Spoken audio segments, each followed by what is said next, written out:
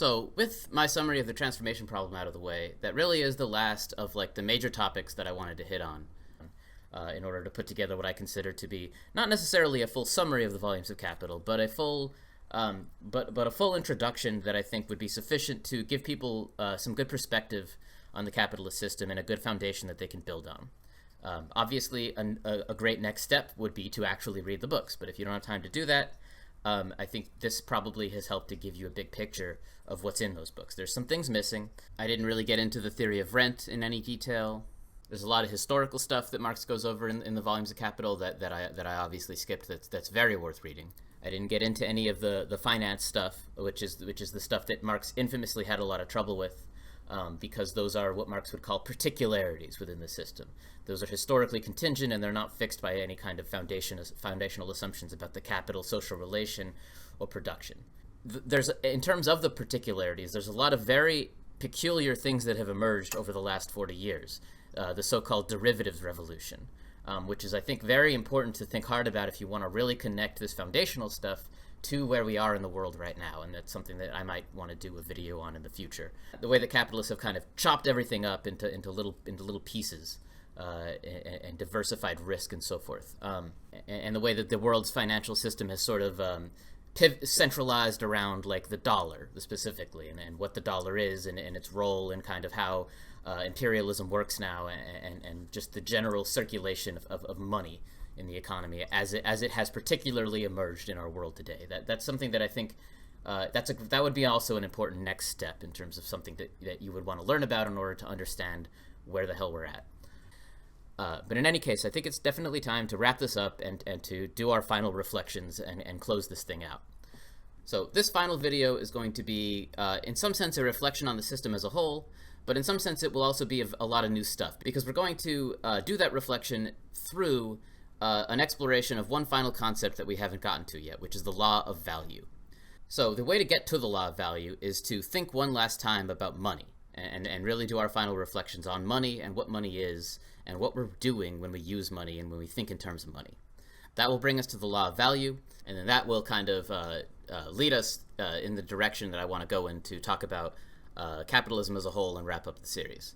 We're going to be constructing something as we go, and revisiting topics in order to do that construction. And the two central topics that we're going to be revisiting in order to come to some new conclusions and facilitate that construction are going to be, aside from money, capital and crises. So money, capital, and crises are kind of like the three main topics that you should be keeping on your mind as we go. So let's get started. So let's turn to money and let's say what we can say at the end of the day about it.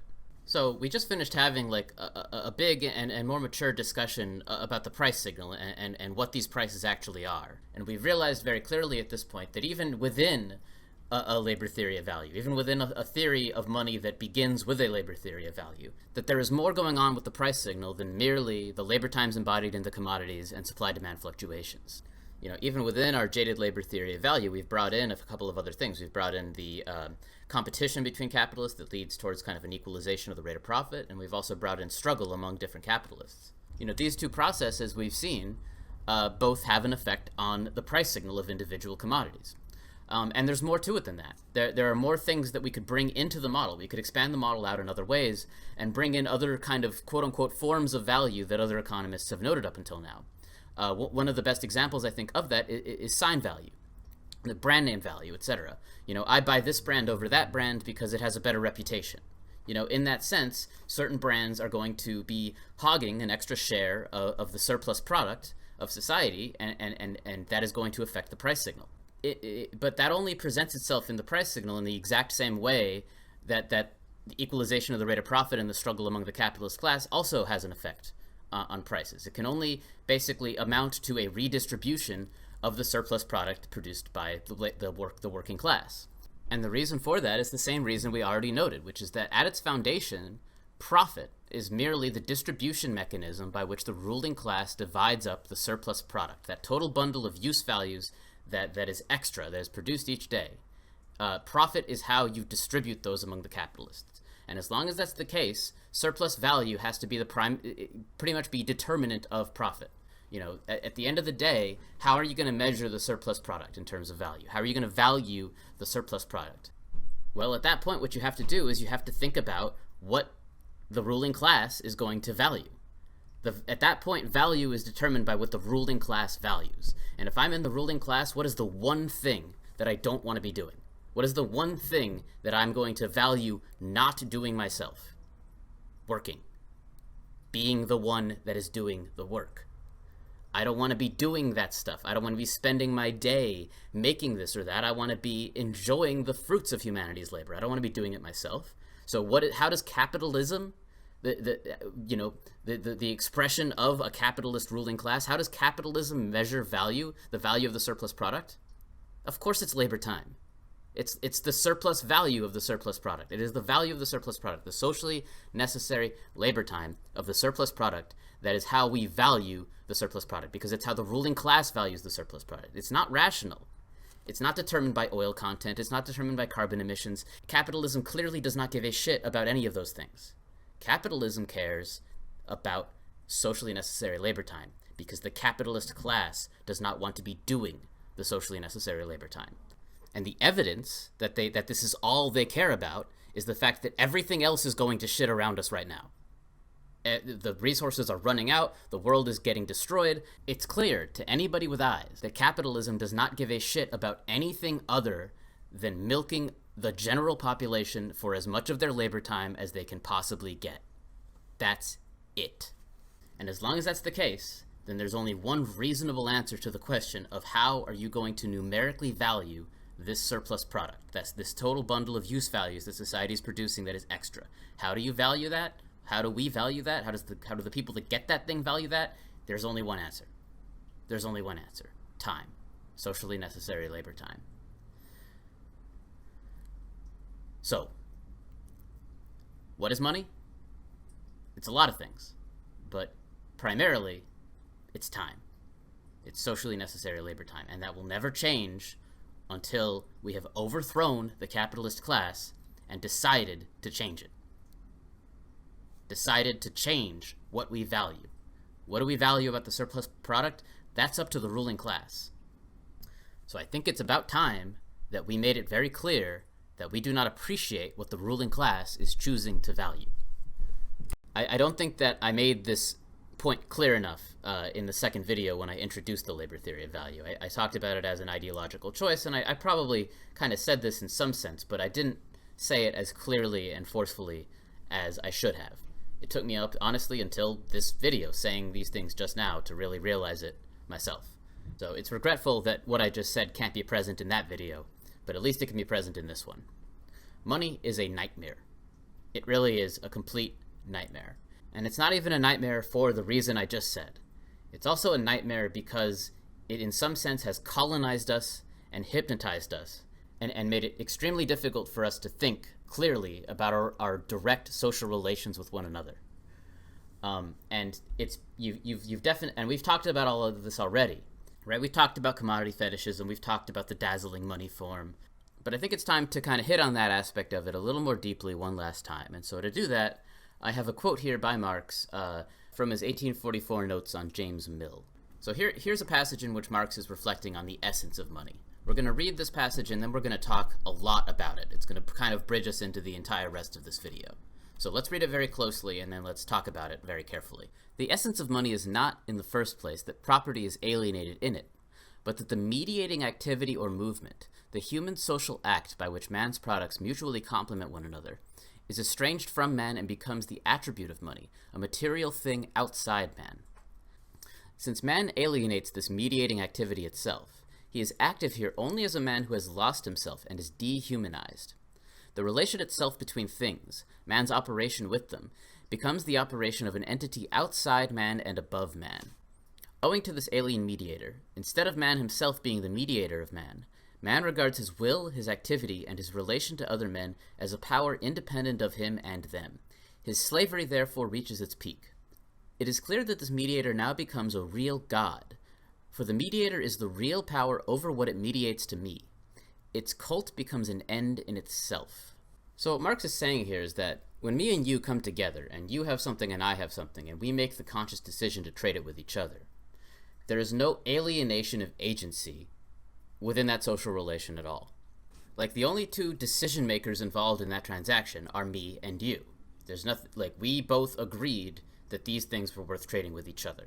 Like that is a value judgment that belongs to the two of us. I decide what I value, you decide what you value, and then we exchange those things based on that agreement that these things have the same exchange value.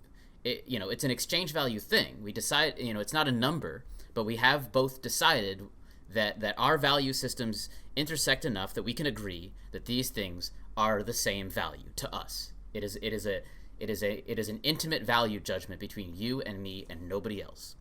But when money enters the picture, that changes. Like, let's say that we traded the two things that we traded because they were both worth $5. Who decided that these things were both worth $5? Did I decide it? Did you decide it? Like, that's possible, but it's certainly not probable because that decision is made in the context of a capitalist system in which values appear objective. When I make something, when I make this or that, there is a market price for that thing that I will check. I will go and see how much the thing is selling for, and then I will use that as my value judgment. This thing is not worth $5 anymore because I decided it was worth $5. That this thing is not exchangeable for this many of the other thing because you and I decided it was based on our own mutual need. No.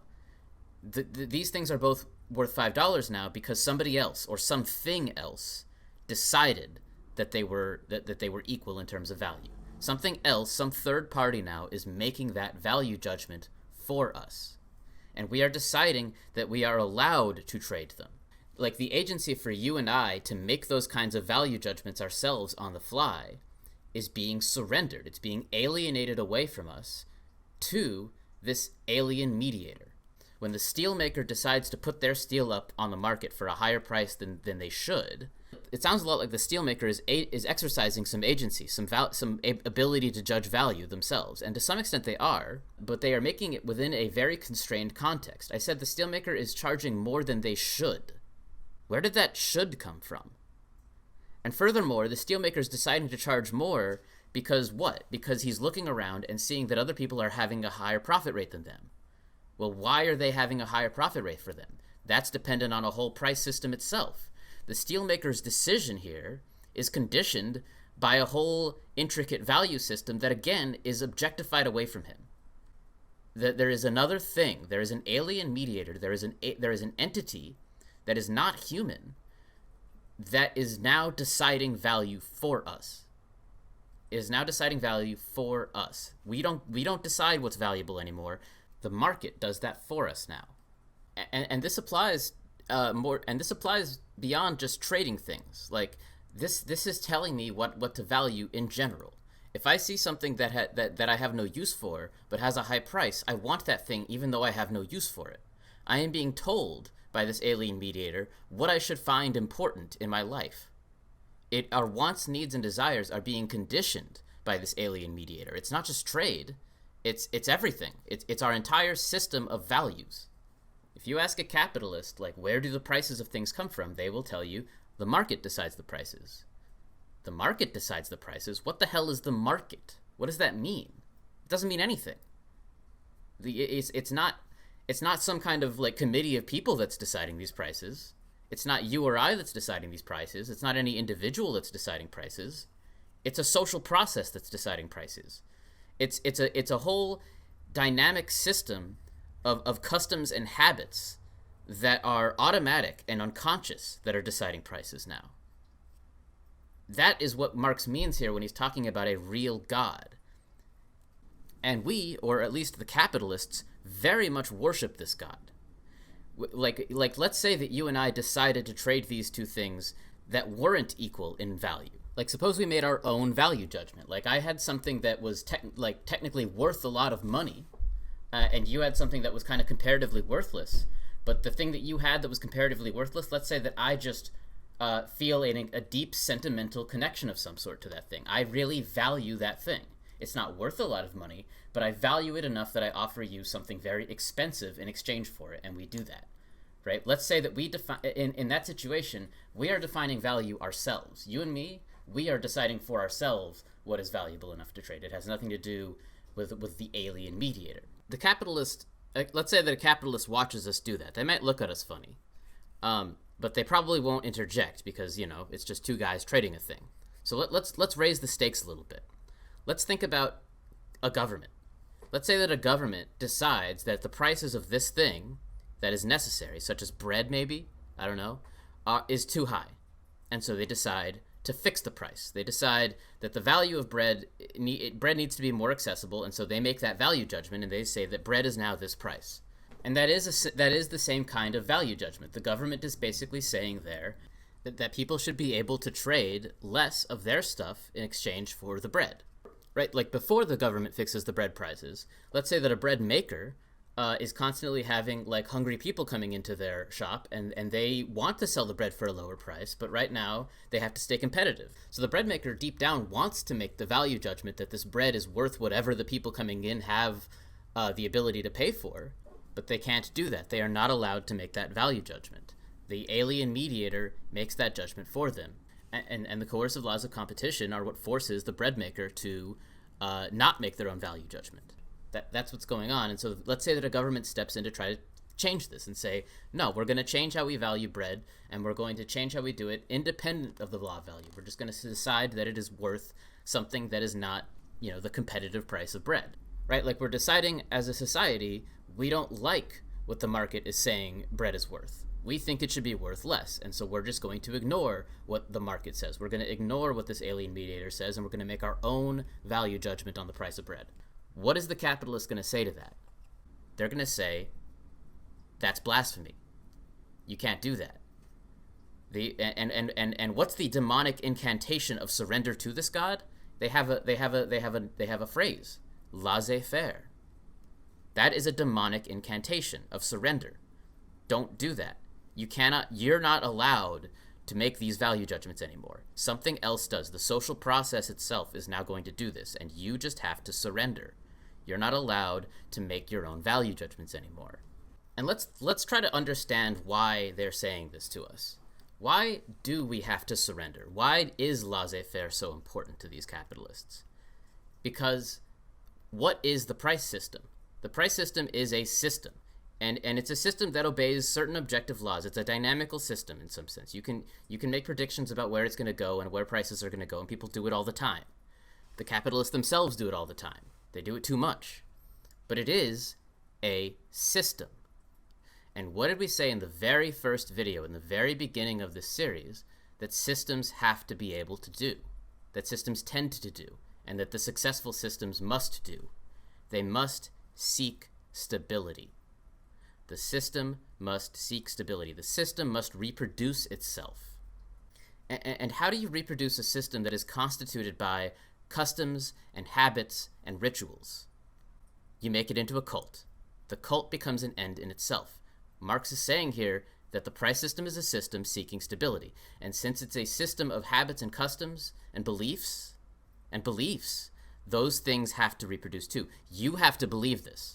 A system of habits and customs and rituals can only reproduce themselves if there are powerful people who believe in them in a religious way in perpetuating them. Like you and I don't have to believe. Not everybody has to believe. But the people who do believe have to be powerful enough to make sure that we obey. It's not that necessarily that we need to believe. We just need to participate.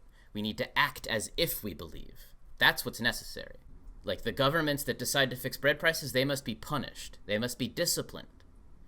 It's not that they have to believe themselves, but they do have to reproduce the customs and the habits and the rituals that allow this system to perpetuate itself, that allow the price system to achieve stability. And so this is what Marx means when he talks about the law of value. The law of value is not like a physics law, like the falling profit rate or any of the equations we've written down. The law of value is like the law of the land. It's like the Ten Commandments. It's like the religious law. It's the law of the real God that you must obey. Like when somebody whispers laissez-faire in your ear, it does not mean freedom in any way. It means surrender to the law of value. Obey the law of value. The laissez-faire does not mean freedom. Laissez-faire means obey, surrender, give it up, let it go. Now, despite the law not being exactly the same as the laws in the sense that we've been describing laws, it's still a very simple law. It can be expressed very simply. The law of value is simply that the value of a thing is its market price. In particular, it isn't what you value in the thing. You are not allowed to make your own value judgments. That's the law. You can't make those anymore. You're not allowed to make your own value judgments on things. The only value judgments that are allowed are the value judgments made by this God called the market. What is valuable now is no longer what we might value in the things, but what the market values in the things. The value of a thing is what the alien mediator decides that the thing is worth. And making our own value judgments is now against the law. That's the law of value. The true believers in this law are the people who worship the market as if it's a transcendent force which cannot be meddled with. And it's worth emphasizing, I think, that like when they say the market here, they're not referring to like a particular market, like as in a place that you go to do trade. They're referring to like an abstract social process. And so it's worth emphasizing that this God that they are worshiping, in some sense, despite them calling it the market, doesn't really have a name, because they don't realize that they are worshiping a God. And so we're going to have to give it a better name later. But for now, I'm just going to refer to it as they do, as the market, or sometimes the economy. And there's lots of different ways that the law is enforced. The laws of competition are part of this system. The coercive laws of competition force capitalists that are in competitive industries to sell things at their market prices. So that is one way in which the law of value asserts itself. We've talked about other ways too, right? We talked during the accumulation videos about how the law of value asserts itself over wages. The wages of the workers are the value of the means of subsistence, which is determined societally to be the amount of time that goes to the workers during the day. And so if the value of that bundle goes down due to productivity going up, then wages have to be pushed down. And we saw that, the wages will eventually be pushed down, because eventually this will lead to enough of a fall in the rate of profit that a class struggle between the workers and the capitalists kicks in, that the capitalists win, and then the wages gets pushed down, and then the law of value has asserted itself over wages again. The wages are now the value of the means of subsistence once again. So the law of value asserts itself through struggle, it asserts itself through competition, it asserts itself through a lot of different automatic ways, like the two that I just mentioned, and we're going to talk a lot about that throughout this video. It also asserts itself through, of course, the direct action of the true believers, of the high priests. And so, to some extent, especially in the earlier stages of capitalism, the law of value is something that has to be enforced from above by believers, by true believers, by the high priests. And this is the way in which the superstructure of Britain, of the British Empire, was so instrumental to the creation of capitalism, because they imposed this belief system on the rest of the world. They have this true belief in this thing called the economy, which somehow exists independently of, regular politics. We have the state, and then we have the economy. It's this fantasy distinction between those two things, as if they can be separated. The British kind of split the atom in that way. They invented that distinction, and in that sense, they invented this God. They birthed this God through that belief system. And they birthed this God called the market because it was advantageous to them, because they were noting social processes that were benefiting them, and unconsciously realizing that they needed to perpetuate them, and so they created an ideology around it. They created this God called the market. And what really made it spread isn't so much the British on their own, but this ideology was also very much in the interests of the yeoman farmers of the United States, the smallholder that was able to grow food for themselves and then bring the surplus to market and trade it for finished goods. From the economic position of these people, regardless of how delusional it is, it would appear to them that like a state, which they probably associate in their heads with some kind of European monarchy, can only be to their detriment. They are, through some motivated reasoning, they're coming to the conclusion that this place they go, this city, this trading hub that they go to get their stuff, their finished goods, is simply the result of a bunch of people just like them coming together and freely creating it, with no intervention from any kind of centralized, alienated power whatsoever. That this can just kind of happen spontaneously. And from that perspective, what they see is that any kind of centralized governmental power can only interfere with that situation, and therefore is separate from it, if not the enemy of it. And so they subscribed to this idea that there is a fantasy distinction between the market and politics. And so this fantasy distinction between market and government, became the dominant ideology of the United States, and it persists with us to this day. You don't have Meowman farmers anymore, but instead you have small business owners, and it's the exact same kind of ideological imaginary. And so the British and the Yaomen together really did birth this new religion. They birthed this god called the market. And together they've been able to impose this ideology on the rest of the world and enforce it up to the moment that we are in. Or, as we're about to see, up to the moment in which it can impose itself. So what we're observing here is that the law of value is in some sense a religion. It's a system of habits and rituals and customs which are imposed on a population by a cult of high priests who believe in the authority of an abstract nexus of objectified power that is alien to humans. I don't know what to call that besides a religion, but that's what's going on, isn't it? And I don't want to alienate anybody that is religious. I'm not at all saying that this is all that religion is. I'm just saying that I don't know what to call this other than a religion. But I think it also goes to show how religion and the mode of production can often coincide. The mode of production seeks stability. Monotheistic gods have been very helpful in this throughout history. What is socially necessary, you can basically just view that as the will of one of these gods. And in this sense, the god of a society is the personified will of the mode of production. And so, the Christians called this God, but today we call it the market. But what's the difference? What's the difference? I mean, it is the will of society. It is the expression of social necessity personified in a transcendent actor that whose will must be carried out. And this kind of a thing, I think, almost becomes necessary whenever you're in a class society, and social necessity within your mode of production requires groups of people to be miserable or do things that they don't want to do. If you have a system like that, if you're in the ruling class of a society like that, you don't want to accept responsibility for that. So what do? Well, you alienate your responsibility away to something above you, to some spirit that is imposing its will. It's not my fault that we have to live like this. It's just what God wants, and this is really kind of fundamental to class society, I think. We alienate agency away from ourselves in order to cope with the misery that is being produced. And this is, again, this isn't just the ruling class either. Any participant in a society like this that exploits people, if you're a participant, why aren't you doing something about it? You have to justify that somehow. If you're not doing anything about it, you have to justify why you're not. And God is a way out. To surrender to a higher power is a way out of this. You can say, there's nothing I can do because the will is imposed down on me from a transcendent force that is nobody in particular. We distance ourselves from the things that we are participating in because they're too painful to confront head on. And again, before anybody gets offended about that, what I'm saying there about the Christian God, I am of the opinion that the Christian God was not always like that. If you look at the Christian God, you have the story of Jesus, and Jesus is the Son of God, but Jesus is human, and so what's that make God?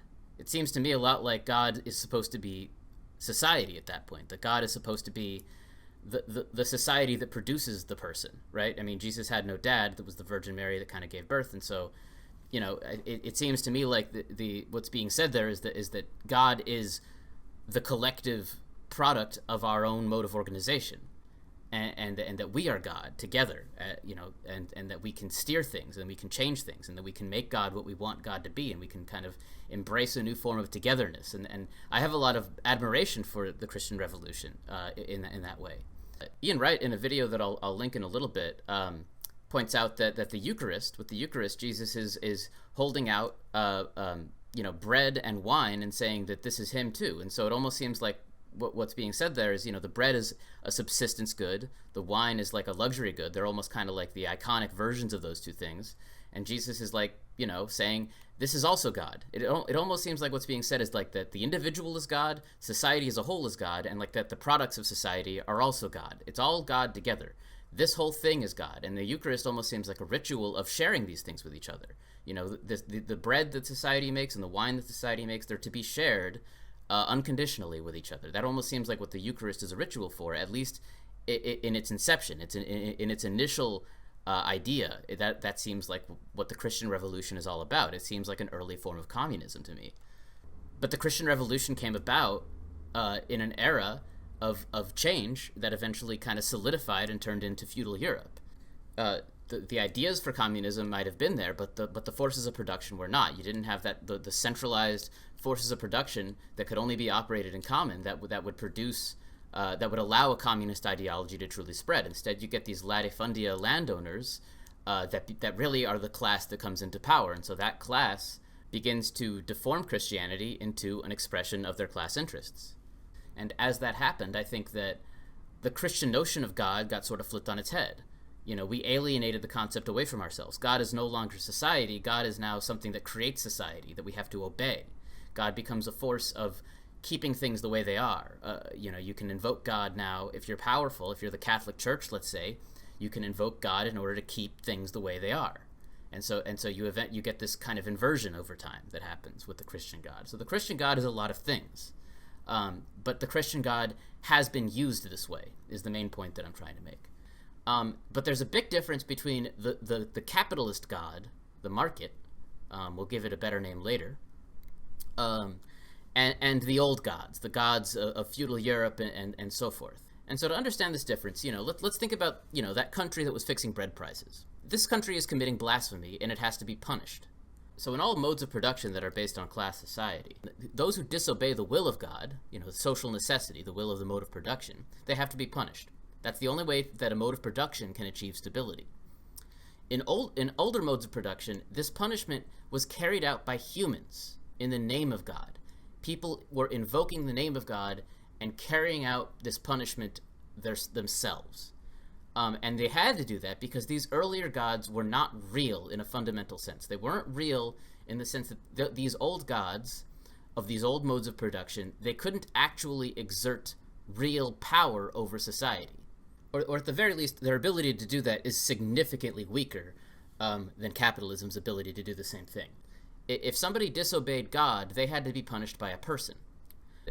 So he basically, the power exerted by God was not God's own power. Humans were exerting power over society while claiming to represent the will of God. This is the fundamental thing that changes with capitalism. The God of capitalism is real, in the sense that it has the ability to exert its will independently of the direct decision-making of its high priests. The will of the capitalist God, the will of the market, can be exerted independently of human will. And it is exerted. It's exerted automatically. There are these automatic social mechanisms in play. Like, this country that fixes bread prices is going to be punished. And it's going to be punished by people. The United States is going to put up sanctions and things like that. But there are more automatic mechanisms in play that also play a definitive role in this thing. This country will be punished, whether people actively try to do it or not. And to understand how this punishment mechanism works, we need to look back at the fundamental atomic unit of capitalism. We're going to have to look more closely at capital. There's something that we still haven't said about capital, the social relation of capital. So the most abstract kind of contradiction that we've been observing repeatedly throughout these videos is the general contradiction between our world and the world of value. Everything in our world has a duality to it. For anything, we can always choose to view that thing in terms of use or in terms of value, in real terms or in value terms. We've seen this over and over again. But we haven't applied it to everything yet. In particular, capital. We haven't applied this principle yet to capital itself. We've been seeing capital up to now as a flow of social activity. We've been seeing the accumulation of capital as the accumulation of social activity. I've tried very hard, despite the numbers I'm throwing around, to make it clear that at all times what I'm really thinking about is a flow of social activity involving real people and real labor doing real things. That is the use form of capital. Capital as a use form is a flow of social activity. It's a flow, specifically, and it's a flow of human action. It's a flow of us in the real world doing real things. But as I said earlier, this is completely different from how capitalists themselves tend to see capital. Capitalists tend to see capital as a stock. They tend to see it as a stock rather than a flow, and in particular, they see it as a stock of materials to be allocated somewhere in order to generate a maximal rate of return, in order to get profit. That's the value form of capital.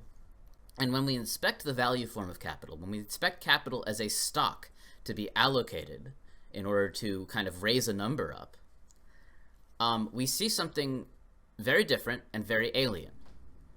And I think that this is important, especially important to note in today's world of shareholder value. We have publicly traded companies in which you have disinterested parties of shareholders who hire a CEO to maximize profit for them, to give them the highest possible rate of return. And when you have a system like that, then the CEOs, the people managing the individual capitals, they don't really have agency of their own. In a system like ours, I mean, they do have some. They can do the struggling stuff that we've been talking about, but like, even in that sense, they are merely the administrators of these capitals. If a CEO fails to maximize the rate of return of a specific capital, they're going to be fired and replaced by their shareholders. A CEO is a CEO because they are efficient managers of the value form of capital. They are efficient at allocating their capital, a certain capital, to generate a maximal rate of return. That's what their job is, and that's all it is. And to the extent that there are objective laws that dictate how profit can be maximized, what this means is that the CEOs have no real actual agency. They're just machines that are being used by capital. It's not that we are using capital. At that point, it's the capital is using these CEOs and managers. It hires humans to manage it, but it's its own thing. Individual capitals, therefore, are increasingly taking the form of simple control systems which behave independently of human desire and according to a very singular rule, that is to generate maximal profit. Allocate me wherever the profit is maximized, and if you fail to, I'm going to replace you with somebody who's willing to do it. And so, and in particular, what you should note about that is that these capitals, if you're operating in terms of maximizing profit, then capitals are operating entirely on signals which exist only in the world of value. They're only operating on value signals. They are the mediating connection between the world of value and the human world, and they act on the human world based on signals that they receive in the world of value. Just to kind of reiterate, by allocating themselves wherever profit rate is maximized, capitals move humans around, right? Think about the use value of capital again. Think about the flow of social activity. When you shift your capital around, you're shifting real people around. You're shifting things around. You're changing the world. You're acting on Earth. You're acting on humanity, and you are making them do things. You are controlling the activity of humanity. Capital as a value, the value form of capital is a living thing that acts on us. And while we are increasingly failing to act back on capital, it's a control system. Now, I want to read a quote from Ian Wright about this. A negative feedback control loop has all the basic elements of cognition. In fact, it senses, decides, and acts. A qualified kind of animism is entirely appropriate here. Of course, the sensing, thinking, and acting cycle of an individual capital is quite unlike that of an individual human being. Nonetheless, both pursue distinct goals, and both have the power to make things happen. One control system consists of neurons, muscles, and organs, while the other consists of social practices, belief systems, and the exchange of a value substance. This quote comes from a talk by Ian Wright on that's been very influential on me, about capital as a real god. And there's a link right here in the I'll put it in the video description too, to that talk. He also has it written down on his blog if you're interested. I've also got linked on this same slide another video by him talking about the structure of capitalism as a religious cult, which is absolutely fascinating, and that's down here below that, right here.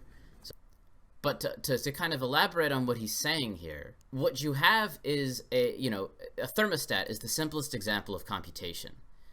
It's a negative feedback control system. Capital is too. They're both negative feedback control systems in the sense that if something goes off, if it takes reading from the environment, the thermostat takes a reading from the environment in the form of reading the temperature, whereas the capital takes a reading from the environment in terms of looking at its profit rates. And in either case, if those aren't desirable, it's going to act on the environment and change the environment according to kind of a flowchart, according to a computation. Both of these are examples of computation. And any systems, any cognitive systems that is interacting with the environment and then taking readings from the environment and then acting back on the environment, these are all control systems. They're all doing computation. And as systems, what do? What do systems do? They seek stability. Now, it's important to note here that the stability being sought here is not actually the stability of the capital itself. That's if anything, a side effect. These capitals are seeking to stabilize like a maximally high profit signal. And so since they aren't seeking their own stability, they aren't self-aware, they aren't thinking about themselves, and they don't have a will to survive, really. So while they are thinking, feeling entities with goals and desires that are acting on us and controlling us, they still aren't self-aware in the sense that they have a will to self-preservation. Yet. Systems seeking stability do tend to develop into systems which have that property, though. The more successful ones do, because to develop that property really is to develop the ability to take readings from the environment and change yourself in order to keep yourself alive. Or to act on the environment in such a way as to keep itself alive. These capitals aren't acting to keep themselves alive. These capitals are acting to maximize profit. They're operating in the service of some larger system. And so in that talk by Ian Wright, these capitals, seeing them this way as basically simple control systems, they're basically like these invisible monsters that are animating us from a plane beyond our recognition. They're like Lovecraftian horrors, basically, is the way he's viewing them. And he's completely justified in viewing them that way. And you can't even say really that it's a justified metaphor. It's not really a metaphor at all. It's simply what's happening. However, it's also clear that since these aren't the systems that are seeking their own stability, they are merely like, at the same time, despite being gods in and of themselves, they are basically like neurons or like individual circuits within a larger organism or machine of some sort. The capitalist system as a whole, right? The whole circulatory system. That is actually, as I'm going to show here, the thing that is seeking stability. And what we're observing in these individual capitals is merely like the fundamental atomic units, or which compose like, or the neurons that compose like a whole network. They compose like a more complex system that they are just small components of. So these individual capitals have their own individual desires. They are all seeking to generate maximum profit. So they're all living things in that sense. But the overall organism has more complicated desires, and the desires of this more complicated organism are met.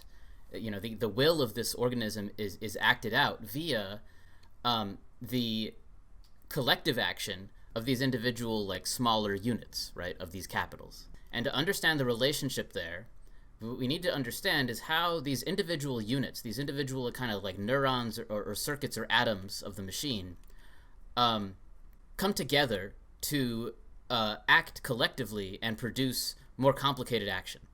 And we can see this really easily, I think, by just referring back, finally, to that question of how is this real God going to punish this country that is reducing the price of bread? How does this country get punished? And by the way, this country that's fixing bread prices, this is merely a stand-in for a much broader category of actions that a country can take. Just anything that is going to be disobeying the law of value, essentially.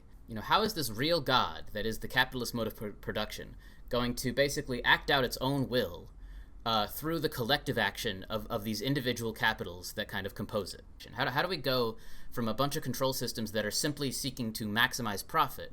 How does that translate to the more complicated action of punishing an entire country that decides to fix bread prices? How do we go from that to this? It's very simple. If this country reduces the price of bread, then what's going to happen to the rate of exploitation? It's going to lower, and so is the rate of profit as a result of that. And so the rate of profit is going to fall for all of these capitals that are in this country. And so what are they going to do? They're going to reallocate themselves out of the country. They're all going to shift in unison somewhere else. All of these Lovecraftian gods are just going to take their ball and they're going to go somewhere else. They're going to go where the labor is cheaper. They're going to get up and leave.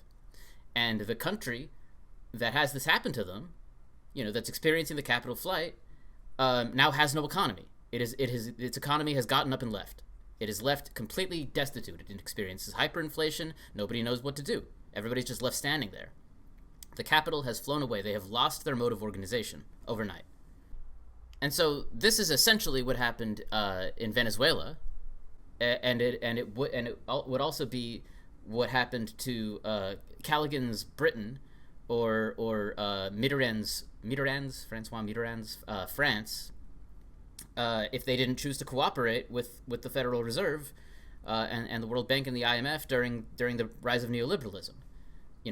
They would have experienced capital flight. If you resist the law of value, if you commit blasphemy, then these capitals are all going to detect falls in their profit rate, and they're all going to rewire themselves and ignore you, and just like they're going to leave your country. They're all going to fly away. It's gonna make space around you and just leave you alone. It's gonna get up and leave. It just pulls the plug. The power goes out. It just pulls the plug out, and your lights go out, and that's that. And it's all of these individual systems acting in unison to produce this. This is a more complicated effect being produced by these more simple control systems acting as a unity. And so what we have here is some kind of nervous system that is acting in the interests of a larger machine that is clearly at this point can be seen as nothing else than a real God that has a willpower and a way to change the world. It has the ability to act on humans and control them. Right, we have this entity called the market that the true believers worship as if it were a god, and we've seen that the will of this god is carried out in some sense by the god itself. That this god is composed of these individual atomic units, these control systems that can control people, move around people, actually literally control us and control what we're doing, that have wills of their own, that can kind of act in unison to affect society and bring about the will of this God, that this God can actually act on the population, and in that sense is a real God. And the individual component pieces are also real gods. The capitals themselves are real gods, but then the capitals themselves are component pieces of the real social organism that is also a real God, whose will is exerted on the population independently of the people that believe in it. This is a God of our making that we have brought to life, that we have animated into being, and it is now a living thing that has cellular biology. It is composed of a whole network. We can think about it biologically, literally, and so we have that it is a living thing with senses and desires that acts out a will. The next question we should ask, however, is it conscious of itself as such? Is it seeking its own stability? Right, to seek your own stability is to have a will to live and a willingness to act in order to keep yourself alive. Does it have a will to live? Is it thinking about itself and its own survival? Is it aware of what it is? That's the next question that we need to ask. And the answer is that not only does capitalism have a will to live, but that will to live is in some sense inherited, because the mode of production itself is really the system seeking stability. It is really the thing that has a will to self-preservation, and it always has. And in some sense, I'm saying that capitalism specifically is a real god because it has a heightened ability to act back on the population. But this property has also probably always existed to some extent, to a much more minimized and muted extent. But the mode of production, I think, has always been a living thing. So despite how incredibly disturbing this might be, I think I'll get to this, but to some extent, this has always been a living thing seen this way. And we need to understand that socialism will also be a living thing in the same sense, and it is in this sense that it isn't necessarily something that we should be afraid of, but we need to understand what we're talking about. And so to understand this, we need to return to crises and come to, I think, one of the more fundamental takeaways that I've been kind of building up to through this entire series. I want to finally ask the question, what are these crises that we've been talking about and kind of arriving at repeatedly? So we've actually always been considering the mode of production to be, in some sense, a real god. It's implicit to that whole base superstructure way of thinking. We as the superstructure influence the base, that is to say, the mode of production. But then the base influences us. The mode of production itself steers us. The way that we live, the way that we are living, which is in some sense an expression of the mode of production, affects the way we think. And so we've always been in some kind of relationship with this other living thing called the mode of production, which as we noted, was always a system seeking stability. If it wasn't a system seeking stability, we wouldn't have distinct modes of production. A mode of production, remember, is a semi-stable organizational mode that can reproduce itself and can keep itself alive. It's always been a living thing in that sense. It's always been a self-aware thing that influences us. And in general, things like this that are kind of conjured up by our collective thoughts and actions and then come back to influence us in a self-reinforcing kind of feedback loop. Things like this are called egregores. Capitals are also egregores. You could argue that any god that's ever existed in any religion has always been an egregore. We also said when we first started talking about the mode of production that the main way in which humans steer it and change it and make it work for them is by occasionally just turning it upside down, just doing a revolution on it, by threatening it. That is kind of the main way to steer this thing. But it's not the only way to steer this thing. And to understand that, we need to understand when these revolutions actually happen. These revolutions will always happen at moments of crisis. They're always going to happen at moments in which the mode of production itself is collapsing. That's always generally the time in which these things happen. And so crises are very implicit to the way in which a mode of production changes over time. And so in general, why does a crisis occur? Not just in capitalism, but in the mode of production generally. In general, crises are going to occur within any mode of production that is based on class society, because there's a ruling class in an exploitative relationship with the rest of the classes. And that ruling class is going to act in its own interest, and that creates a kind of fundamental contradiction from which the mode of production develops and steers itself into crises. This contradiction between the rulers and the ruled is always going to kind of force a mode of production to develop into these moments of crisis. That's kind of fundamental. That's not exclusive to capitalism. That's just kind of characteristic of any mode of production that is based on class society. But we also know that crises don't actually necessarily have to produce revolutions. In fact, usually they don't. Usually when there's a crisis, the ruling class is able to change things themselves enough to prevent the revolution. Basically, the ruling class, revering social necessity as the will of God, it's going to take whatever action is necessary to preserve the mode of production. The ruling class is going to at least try to keep things going. And they are going to be willing, to some extent, depending on how actually tuned into the world they are, which varies depending on the regime, to change things in order to keep things going. We mentioned in the last video, I think, or maybe the one before that or something, that these crises for capitalism and also for the mode of production generally are going to be moments in which the ruling class is willing to break with past norms and alter their very way of thinking in order to keep their position and keep their power. Again, the extent to which this is effective really depends on how delusional the ruling class is, which varies wildly over time. But to the extent that they are capable of actually taking effective readings from the environment, to the extent that the ruling class is awake to the actual problems of their society, these are going to be moments of material crisis, but they're also always simultaneously moments of existential crisis for the ruling class. The ruling class, depending on how things are going, might be able to steer the ship and change things themselves without a revolution. And so what we really have in the ruling class, or in the class that overthrows the ruling class during the crisis, we have some kind of brain that is performing a computation at the moment of these crises.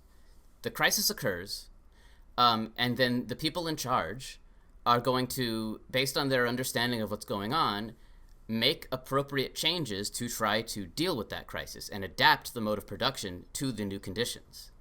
The extent to which that brain is capable of making the correct decisions depends on a variety of factors, most notably whether or not there's an actual change in that class, a change to the brain. But you're starting to see a control system here. There is a feedback loop that is going on, in which the mode of production itself is taking readings from the environment and changing itself according to that reading. And it's essentially employing, the ruling class as the brain to help itself make that decision. It's a system that is making computations for its own survival, and it is essentially employing humans in that act. And the crises are moments in which a step of the computation is done. A crisis occurs, and the crisis essentially is interpreted as a reading from the environment, a complex reading. It's much more complex than just reading a rate of profit. But the people in charge of the system are going to be thinking about what's going on. They're going to be processing what's going on. They're going to be taking readings from the environment, and they're going to make a change to the mode of production at this moment. It's a control system, just like the others.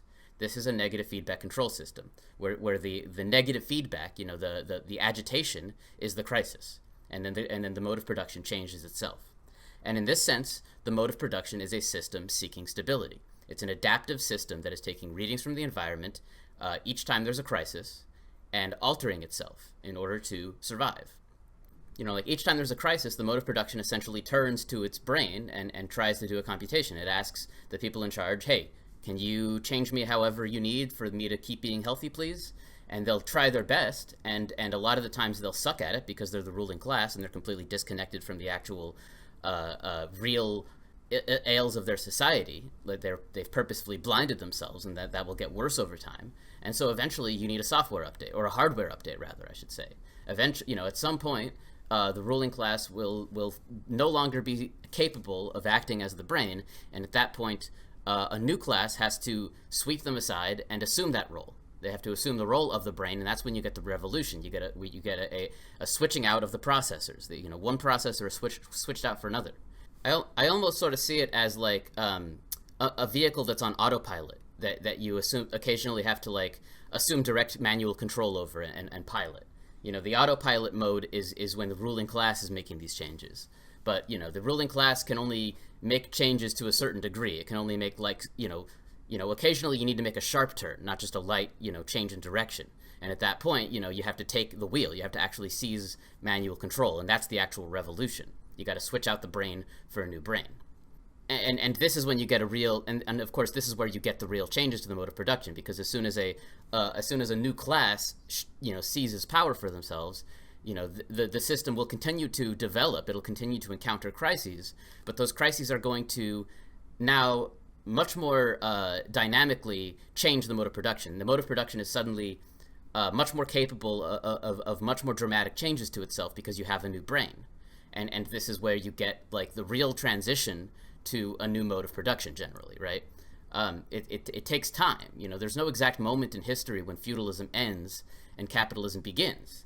But this is when you get that qualitative change to the directionality of the mode of production. The mode of production, after hiring a new brain, every time there's a crisis, the mode of production is going to very rapidly start to change into something that is unrecognizable to what it was before. And eventually you're going to have a whole new type of software. You're going to have a whole new operating system in place at that point. This is the difference between what Marx would call the dictatorship of the proletariat, the dictatorship of the lower class, and actual socialism. These things are not the same. The working class has to seize power, but they're not going to immediately have socialism once they do that. But they will have the power to direct the system into evolving into what it was struggling to evolve into before that, which is socialism. That's kind of the idea. So this is, if you like, kind of an expansion, like a more detailed accounting of that historical computation that I was describing in the very first video. That historical kind of loop of the working class of the ruling class being inertia, and then and preventing any change, and then eventually a lower class seizing power and doing a revolution and creating change. There are smaller changes here and there.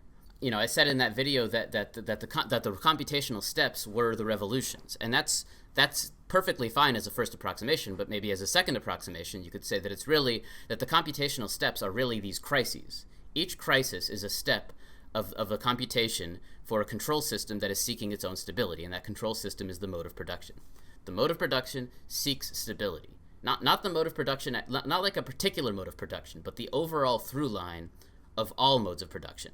This entity that is the mode of human organization is a constantly evolving system that is self-aware and has a will to self-preservation and is thinking and is feeling, and it is doing this like a computer in the sense that it's doing it in discrete steps. That's still what you get from class society.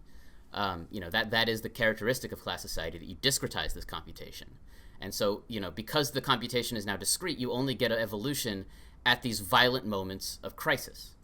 And so, whenever, a crisis is a computational step. When you have a crisis, the mode of production itself takes reading from the environment, makes a decision, and alters itself in order to keep itself alive.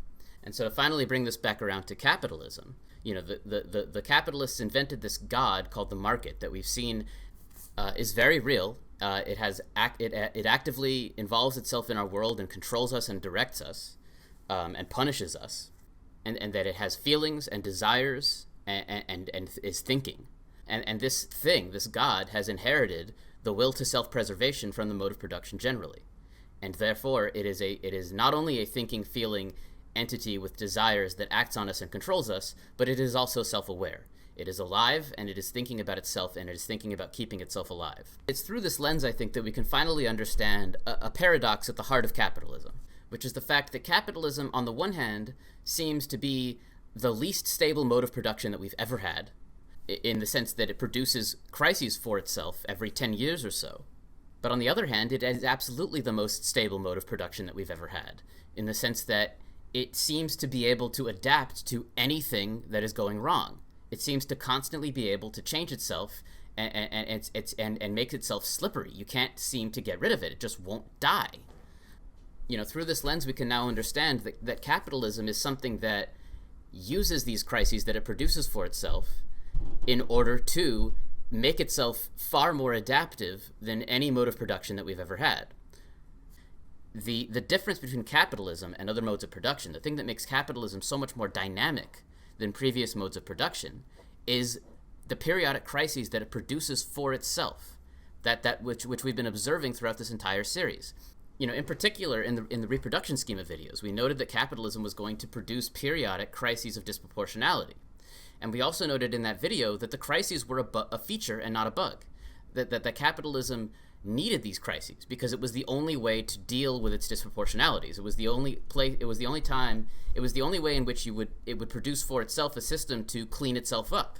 That these crises are actually useful for capitalism because it allows for a great mass of capital to be destroyed and for another great mass of capital to be reallocated where it's more useful, in order to stabilize the system. That these crises were essential to the stability of capitalism. We noted that in those videos. Well, we see now that it's actually a lot deeper than that. It's not just to deal with these disproportionalities. It's not just to institute these software updates that we noted in the accumulation videos either. These crises allow for capitalism to simply change itself however it needs to change. It's a periodic updating cycle. Capitalism has taken these crises and produced them in a routine way that happens every 10 years or so. And so now it can think faster. It can literally think faster than previous modes of production, and it can react faster than previous modes of production. It produces for itself these almost artificial crises, and uses those to steer itself in a much more dynamic and flexible way than past modes of production. This routine crisis cycle that capitalism produces is what makes capitalism smart. So to summarize this important fact, I think, the difference between capitalism and feudalism and slave modes of production and past modes of production generally is essentially the computational clock speed. So the clock speed of a computing device is the number of simple computational steps that can be executed per unit of time. So for example, the computer that I'm using right now to make these videos, it has a clock speed of 3.5 gigahertz. That is to say, it can make 3.5 billion simple computations per second. There's a built-in set of computations that my processor is able to do. It has an instruction set. Just simple things like move this data over here, add these two numbers, and so forth, right? It can do 3.5 billion of those per second. And so that's how fast my computer is capable of thinking. In the past modes of production, crises, that is to say computational steps, would be much more infrequent and less predictable and less routine. And that's the thing that changes within capitalism. Within capitalism, you get crises every 10 years or so. Crises become predictable, crises become routine, and each crisis is another opportunity for the system to change and evolve. And so capitalism gets to evolve much more flexibly and dynamically and faster, and it can think faster and it can react faster than past modes of production. Conditional on, I should add this part, conditional on the capitalist class being themselves dynamic enough to think themselves, which is clearly something that has been in a state of decay for quite a while. The capitalist class is clearly less able to think for capitalism than they ever have been. The capitalist class, I mean, the brain of this thing is getting stupider, and so that is absolutely a counterbalance to this observation. But the reason that capitalism has seemed so dynamic up until now is this: it's simply faster computation speed. The computer can think faster, and so the computer is smarter. That's basically it. And it's worth noting that, again, the mode of production is a through line. It's not capitalism that is the thing with a will to self-preservation. It's the mode of production generally. Socialism will also be a thinking entity in this way. It will be something, that is taking readings from the environment and trying to keep itself alive. And, that kind of thought is facilitated by people. It's a little bit less alien of a kind of thinking than what we were describing earlier with, like, capital acting as a real god and creating capital flight mechanisms, like, automatically through this, like, nervous system of capitals. The thinking that I'm describing here in response to crisis is a little more human-driven than that. The way I almost think of it is that the kind of thinking that we're thinking here, the thinking that is facilitated by a ruling class that allows a system to steer itself in the interest of its own self-preservation, this is basically like cerebral thinking. Whereas, like, those automatic, actions, that produce, like, capital flight and so forth, that those are the actions of, like, the cerebellum. The cerebellum is what I'm using to breathe as I talk here. I'm not thinking about my breathing. I'm talking. And so I'm using my cerebrum to talk, and I'm using my cerebellum to, do all of the automatic stuff. And so I almost kind of see the nervous system of capitalism that we described with the individual capitals as, like, the cerebellum. And this kind of more active thinking in terms of self-preservation as cerebral thinking. But anyway, to get back to socialism, the hope with socialism is that, by eliminating class, we can make this a fluid computation again, that we don't have to, like, make changes to the mode of production in these violent moments of crisis, that we can actually, just make changes without having a crisis, just make changes fluidly as are necessary. Don't wait for the system to steer itself into a brick wall before you change it. That's what we really, that's the goal of a socialist society, is to create something like that, to create a more symbiotic relationship with the mode of production than what we have right now. But that's only possible if you eliminate class, because class is what produces the inertia that makes this computation discrete in the first place. And so we've reached basically the main conclusion that I wanted to reach with this final video, which is that capitalism is, in every sense of the word, a living being that feels, thinks, desires, and has a will to live, that we treat as a god and that we've conjured up and has taken the place of the old gods. This is a being that we have conjured up through our own collective habits, rituals, and incentive structures, that has a will to self-preservation. It has a conception of itself. It has a cellular biology. It has automatic mechanisms for enforcing control on us. It is a being. It is a real god. That is an interesting, if not terrifying, kind of fun conclusion that you can come to from all of this. And so, a cool way, I think, to wrap up the series and really summarize everything and put it all together in a cool, holistic way, we can actually use this terrifying conclusion to create a heuristic for ourselves to some extent. What I'd like to do now is embrace what Ian Wright is claiming here. Ian Wright was absolutely, entirely correct when he said that a qualified sort of animism is entirely appropriate here. So animism is a fundamental property of human thought. We tend to shy away from it now for lots of good reasons. But, we have this tendency as people to take the things around us and assume that they have the same kind of spirit that a human does, that we do. It really is kind of built into our psyche in a fundamental way. Like when just think about, like, when you stub your toe on, like, a table and then you smack the table in anger that you stubbed your toe on it. What are you doing there? There's implicitly, it's not animism. You don't believe that table is real, but you are punishing it as if it was like a thing that had thoughts, right? This is kind of implicit to like how we reason. The way that we reason is we assume that everything that we don't have direct control over has agency of its own and a spirit of its own. And so and we almost imagine as if it's a person, because people are how we think. We're thinking about people. That's just what we do. So everything that we want to think about is to some extent a person, especially the things that we don't have control over ourselves. And so let's embrace this. For the sake of developing a heuristic, let's embrace this. We have this being that is the real god of capitalism, the market, as the capitalists themselves call it. So, let's treat it more like a Greek god to bring down the terror level a little bit. Let's go ahead and treat it like it is some kind of person. We have this being called capitalism that we know is not human, but let's go ahead and like treat it like a human anyway. Let's go ahead and give it a name and a gender. Let's call him Wilson, and obviously I'm calling him Wilson, inspired by the beach ball in Castaway, that the guy drew a face on it and just started talking to it as if it was a person. Let's do that with capitalism. Let's go ahead and just treat capitalism as a person named Wilson, and let's get to know this guy. We know that he's a person. We know that it's real. We know that it's an entity with desires and feelings and a will to live. And so let's, put a cardboard box over it, draw a face on it, and treat it like it's a human. Let's get to know this guy. What's he want out of life? How does he think? How does he relate to us? What's he thinking about on a daily basis? What's he want to do with his life? What's happening to him? Let's really get to know Wilson, right? The capitalist mode of production. So the first thing we can say is that, in every sense of the word, Wilson is both real and a god. He is real in the sense that he exerts real power over us, and he is worshipped as if he is a god. And we do things in the name of him. And this is really the law of value. The law of value, if we're going the full distance and doing a full animism to this thing, the law of value is the cult of Wilson. That's what it is. That is the religion of worship to this guy, Wilson. And so it's important to understand that, despite Wilson being a god, he is not our creator. It's in fact the other way around. We created Wilson, and we continue to create Wilson. Our habits and actions are what constitute Wilson at the end of the day. Wilson is conjured into being by our collective habits, rituals, and beliefs. He enforces those back on us to keep himself alive, but we create him, and not the other way around.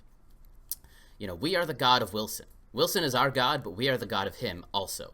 And so Wilson, like most other gods in our history, is a renegade god. He's escaped our control, and he's acting back on us. The first thing and so in order to really get into how Wilson is thinking, we need to return to what I said earlier, which is that the will of Wilson is essentially the social necessity of capitalism. What we're really doing here with Wilson is we're personifying social necessity under capitalism as the will of an individual, the will of Wilson. What is socially necessary under capitalism is what Wilson wants. And so because of this, we already know Wilson extremely well. We just had to put our observations together and think about them in this new way. And so what's the first thing that we need to understand about Wilson? So the next thing I think that should be observed about Wilson is that the capitals composing Wilson, constitute, like I said, what could be considered his nervous system, his internal wiring, his circuitry, whatever you want to call it. And so Wilson very much has a body. It's not a body that is like real and material, but it is consequential, right? It's a real abstraction, I guess is what you'd call it. And Wilson's relationship to his body is very similar to our relationship to our own bodies. We're composed of flesh and blood and cells and things and organs. That is us. But at the same time, we also are managers of that. We act in the service of it. So we are both composed of something, but also the overseers of that thing we are composed of. Wilson is no different. He's composed of these capitals, but he acts as their manager. He watches over them and manages them. And what's interesting is that in this sense, human beings are a part of Wilson's body too. We are part of the capital social relation. We're the essential part of that capital social relation. Capital, at the end of the day, is still a flow of human social activity. And so we are almost like Wilson's blood. We are almost like the blood flow of Wilson to some extent. We are part of Wilson's body. And so like all other gods, Wilson is watching over us in that way, because we are part of him and he is our manager. He's not our manager, he's the manager of capital, of which we are a component of.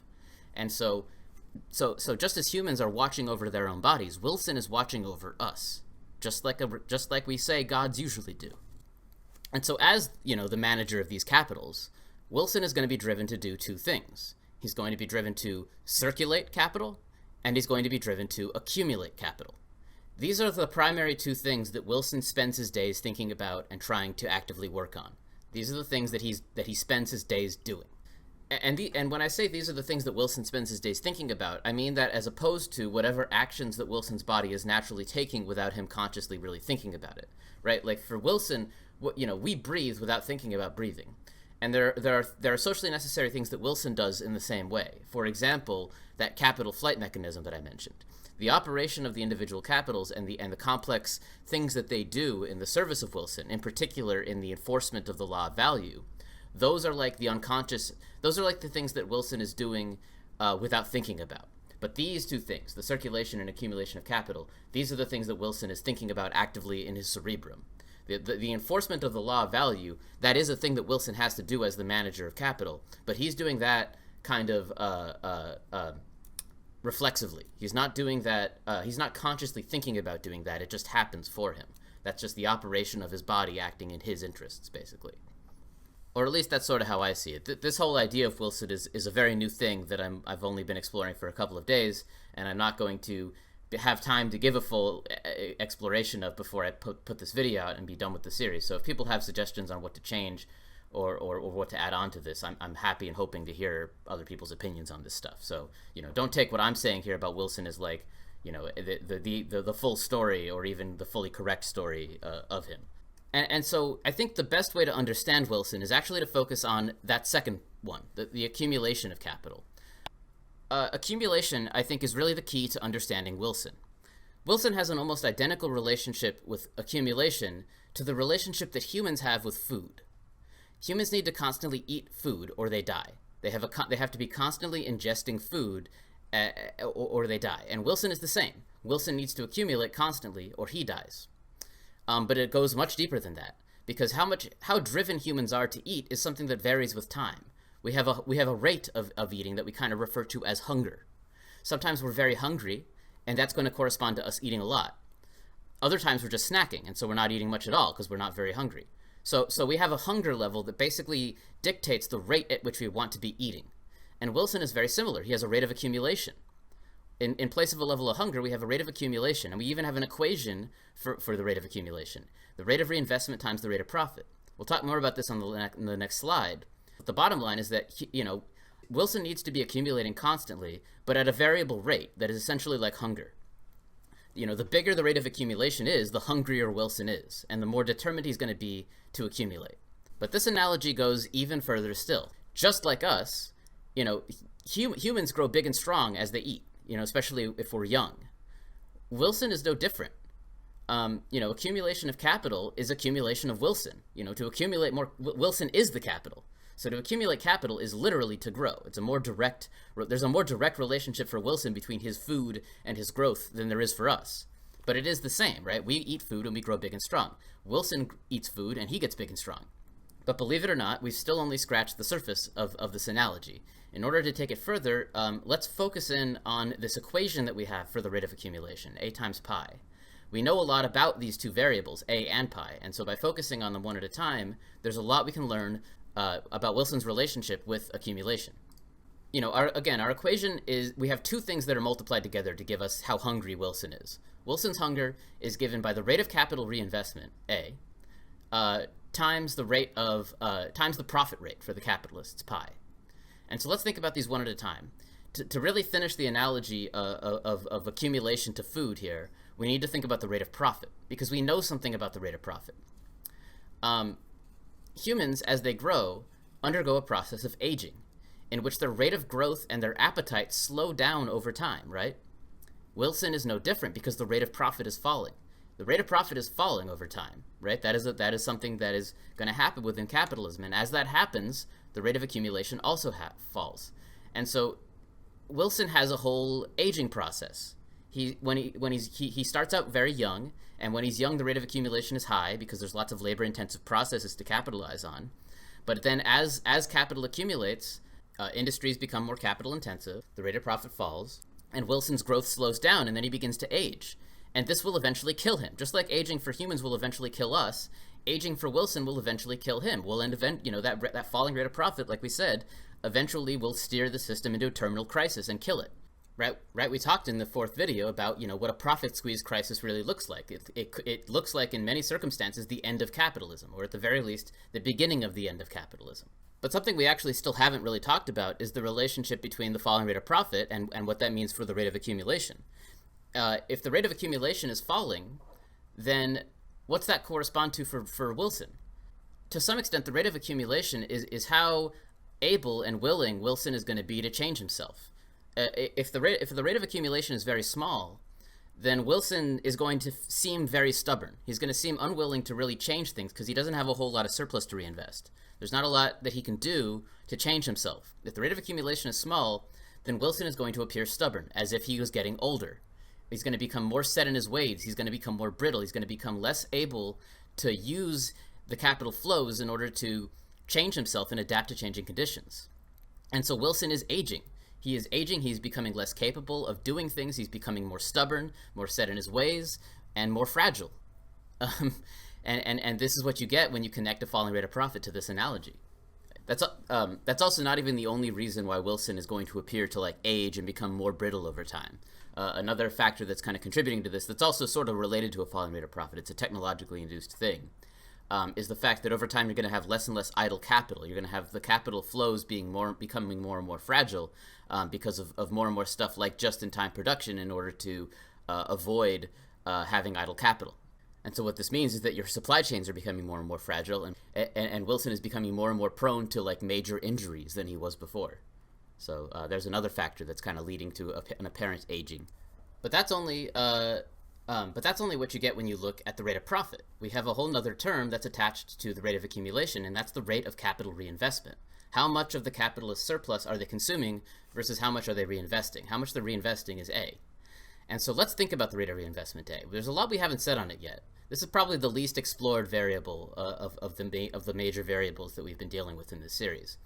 And so we can note something new about it. To some extent, the rate of reinvestment, you have to see it as a political variable.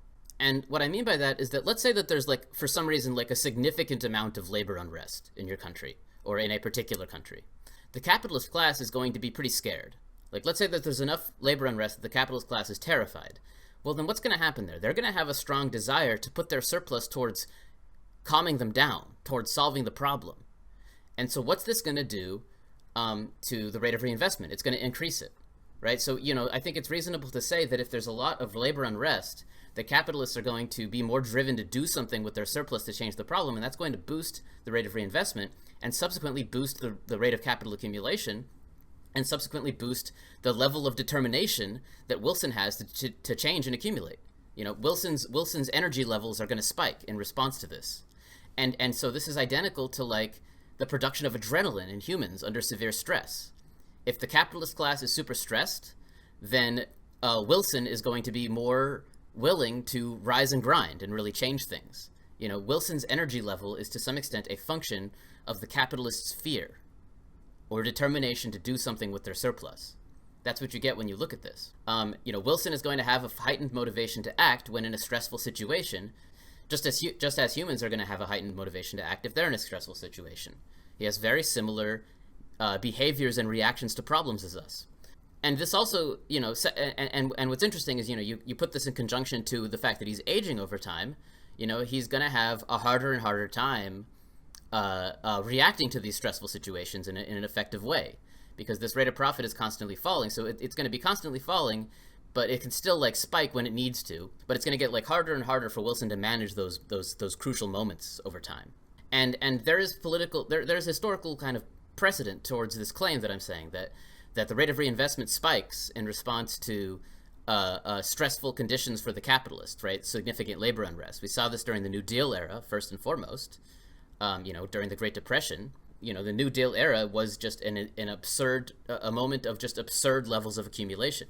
We were just, public works projects were just going all over the place. The capitalists were reinvesting a lot of their surplus during the New Deal era. That was kind of characteristic of it. And we also saw it again in China post the 2008 financial crisis. After the 2008 financial crisis, there was a lot of labor unrest in China. And how did China respond? They responded in the exact same way that the United States responded to their labor unrest in the Great Depression. They started to fund massive public works projects. They started to build entire cities from scratch. They started to just reinvest their surplus at a higher rate. They decided to, they got, capitalism got nervous, and it had a spike in its adrenaline levels, and it accumulated harder for a little while. And again, just to put this kind of observation about adrenaline levels in conjunction with the falling rate of profit, the New Deal era and China post 2008, these are both kind of countries in which you have like a relatively young capitalism. Like China's capitalism, is a late developer. It had a very low composition of capital still. And there was a low composition of capital in the United States in the New Deal era too. Like there was a lot of room to develop, a lot of profit to still be made. The rate of accumulation was still high, and so you were able to see a very dramatic effect in these two countries, in these two historical moments. Whereas let's say that Europe already has like a pretty modern industry, it's not going to have this option. And that's why you get World War instead, right? You can make that argument too, that the reason that you got World War instead of something like this is because, the rate of profit was too small. Like Wilson could not get that part of his body to really move very fast. And so it started to collapse, basically. Wilson just couldn't quite get it going there. That part of his body had fallen asleep, maybe you could say. And so if you're thinking about today's world, in which you have basically a mature, if not elderly, capitalism that dominates the entire planet, I don't think that we can expect something like this to happen again. I don't think that you're going to get, sure, you might get the spike in the rate of accumulation as a result of the capitalist stress levels going up, but I think maybe the rate of profit on a global scale is simply too low for that spike in adrenaline to amount to what it used to be able to amount to. I think maybe we should conclude from this discussion that Wilson is simply too old to be able to solve problems the way that he used to. He can't really get up and act that way anymore. He's just not as spry. He's not as nimble. He's not as able to do that kind of thing. I don't think we can expect kind of capital itself to do this kind of mobilizing that's going to be necessary to deal with the climate crisis on a global scale. I think we cannot expect the profit motive to be able to even make a motion, like let alone the issues with operating on the price signal that we've noted. I don't think that we can expect the profit motive to even mobilize things on a scale necessary to deal with the climate crisis, let alone mobilize itself in such a way that it actually addresses the problems. I don't think we can expect it to even act at all, let alone act in the right way.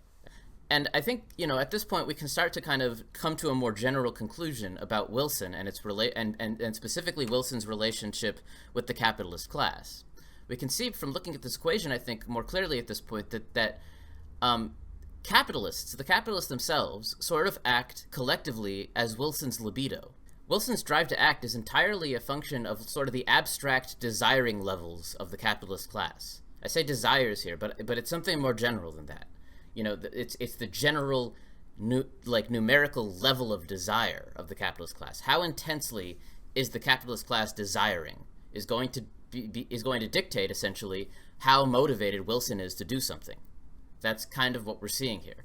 We're seeing that the capitalist class's desires are in some sense a fuel for capitalism. They are one of many kinds of fuel that capitalism needs to operate, except it's a psychic fuel. The capitalist class supplies the psychic energy for this mode of production to act and to move and to change itself. What the capitalist class is feeling collectively is what Wilson is feeling. The more, if we can see this from looking at the rate of profit again, the more the capitalists are driven to profit, the more Wilson is going to be willing to rise and grind. The more Wilson is going to be motivated to do stuff. The more capitalists are lazy and unmotivated, then so is Wilson.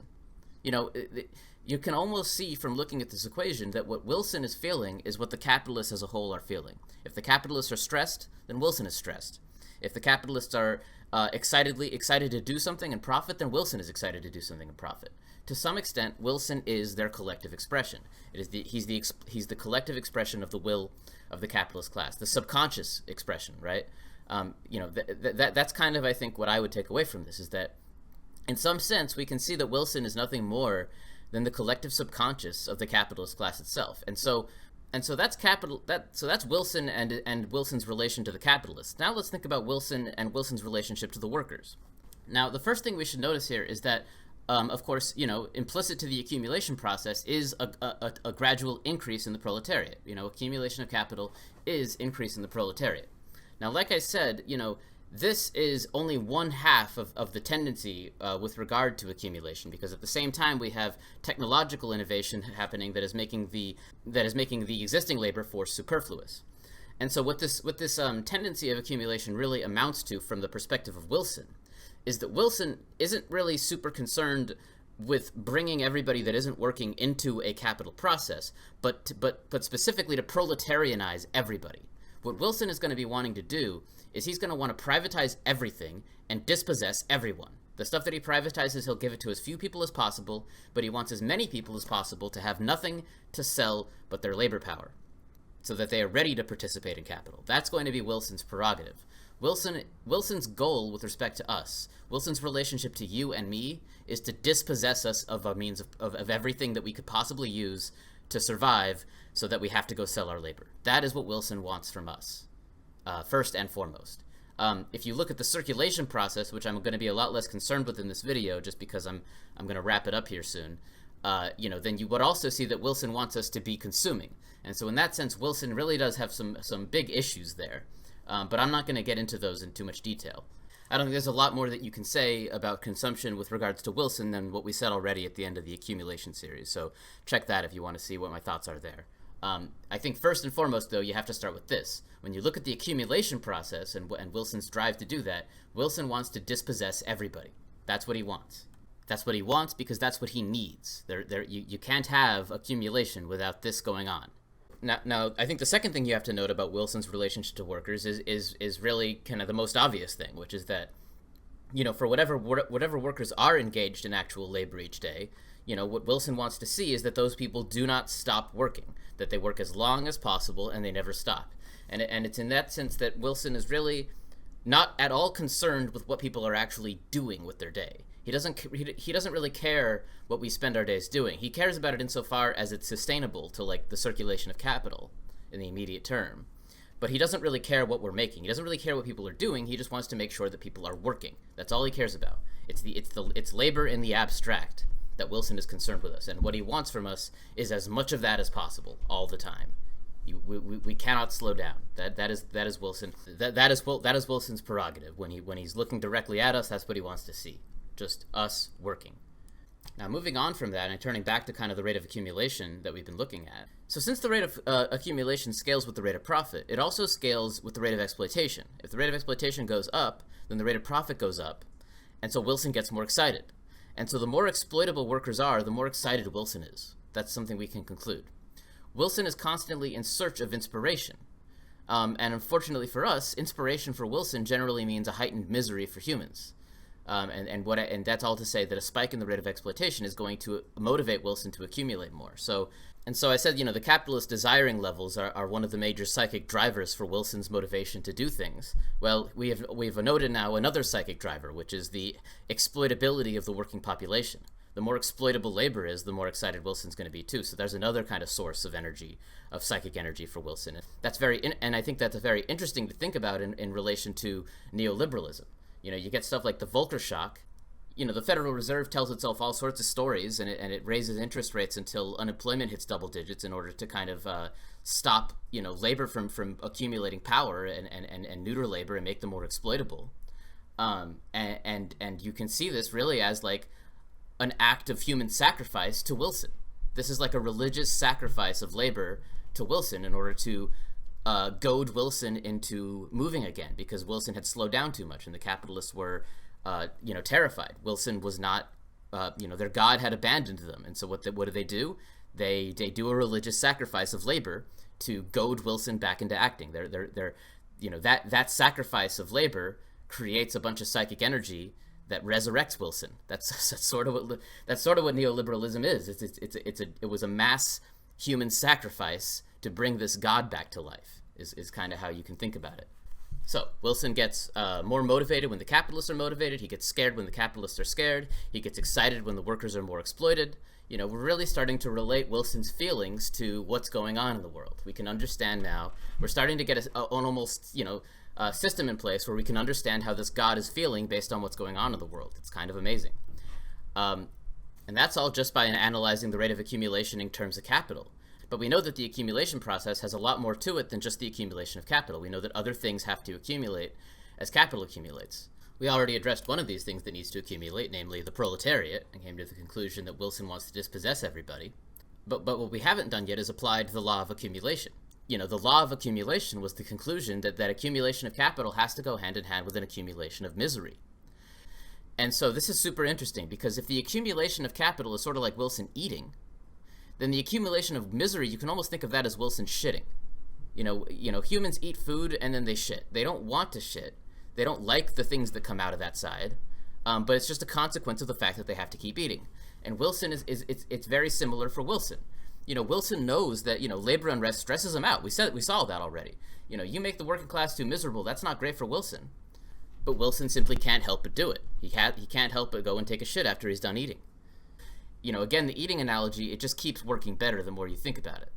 And what's even better about this, or more interesting about this, is that, as is the case with human shitting, Wilson tends to shunt the misery off to very specific places. When humans take a shit, we have a very specific place that we go to do it, because we don't want that stuff lying around anywhere.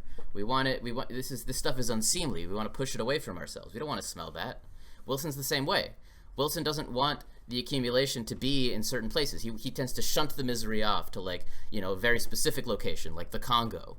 Except this is where we start to encounter real problems for Wilson, because Wilson cannot do this perfectly. Humans have a much easier time of disposing of their shit than Wilson does, because humans have these things called toilets, where you can just press a lever and it gets flushed down underground. Wilson has no such option. And so Wilson can do this Wilson is going to try to do this as much as he can, and he has some special neurotic tendencies that are going to help him with this a little bit. We'll get to those in just a minute. But Wilson cannot fully push all of this shit into a corner. It's going to accumulate all over the place. The world is going to smell worse and worse as time goes on, because he doesn't have a toilet, and this is going to be a big, big problem for Wilson. Like this attempt by him to shunt the misery off is doomed to failure, because to the extent that Wilson is successful in creating a global proletariat, a single global proletariat, there's going to be an equalization of wages there, and therefore an equalization of the misery. And so Wilson is really fighting against nature here. There's not much he can do to prevent the misery from accumulating kind of all over the place, but he's going to try. And on that note of Wilson's compulsion to kind of shunt as much misery as he can off into one little corner, we should note that Wilson kind of has this tendency towards everything that he does. Because one of the other aspects of accumulation that we've noted, one of the main things that has to accompany accumulation of capital is the centralization of capital. Capital centralizes, and what this corresponds to is a diagnosis that we have for Wilson, which is that Wilson has severe ADHD. He has hyperfocus issues. He tends to hyperfocus and put everything in one little spot as much as possible. He loves to do that, and he has a hard time not doing that. And so this is going to correspond to a centralization of misery in one place, but it's also going to correspond to like an accumulation of finance in this other place, an accumulation of production in this one place, Southeast Asia. He's going to end up doing specific things in specific places. He's going to be very meticulous, almost for no real reason. He's just going to kind of find himself doing it because this is what capital does. This is some kind of quirk of the control systems themselves. This is just a way that the way that his cells tend to bond together and stuff mean that Wilson is going to have a hard time not letting this kind of centralization happening, centralization of everything that he's doing. Wilson is going to kind of be like constantly rearranging himself. He's going to be constantly trying to like optimize and rearrange, and not optimize in like a good way, but optimize in such a way that like, stuff like this happens over here, all this stuff like this happens over here. He's going to be constantly just kind of meticulously organizing himself in this way. So I mentioned that Wilson has some neurotic tendencies that kind of steer him towards trying to hide the accumulation of misery that happens, and we've already identified one of them just now with the OCD or the ADHD or whatever you want to call it. But there's another aspect of it too, which is that Wilson's relationship to the accumulation of misery that accompanies the accumulation of capital is really subtle and interesting, actually. So we sort of have two different flavors of misery that can accumulate as capital accumulates. We have there's kind of an absolute misery and a relative misery. So the absolute misery is basically that, as capital accumulates, the reserve army has to get bigger. It doesn't necessarily get bigger relative to the active labor army. It just has to continually expand.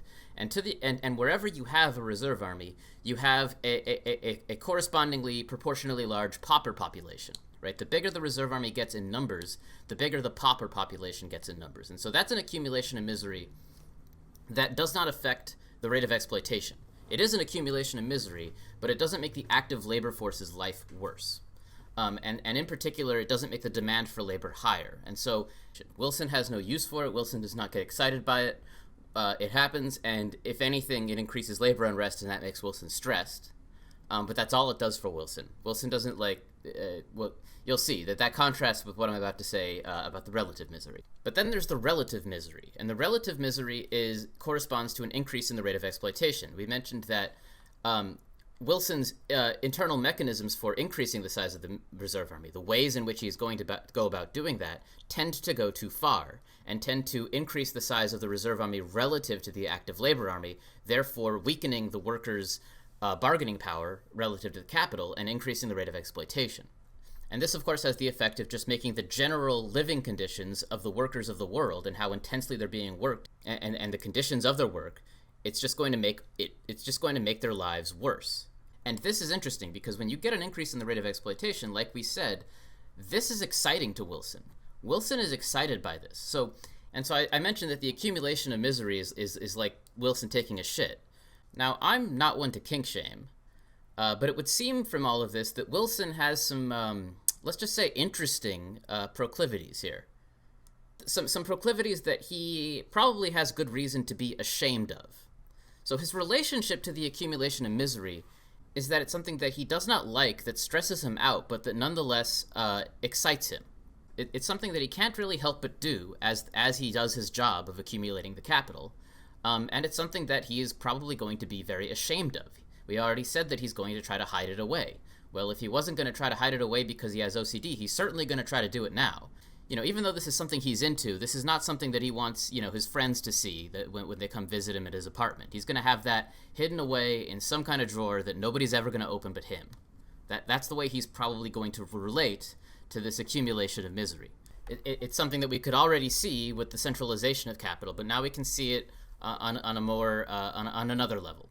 And the consequence to all of this is that while the accumulation of misery is socially necessary under capitalism, it's something that Wilson is going to pretend is not actually socially necessary under capitalism. In fact, he's probably going to try to pretend the opposite. He's probably going to try to pretend that the accumulation of capital is in no way running counter to the accumulation of happiness of everybody on Earth.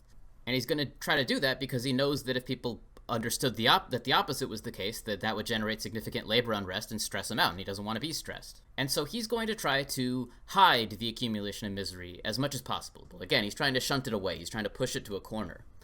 And so to that extent, let's say that there is a good amount of labor unrest and that the rate of accumulation spikes and that it was already kind of healthy in the sense that you had a decently high rate of profit.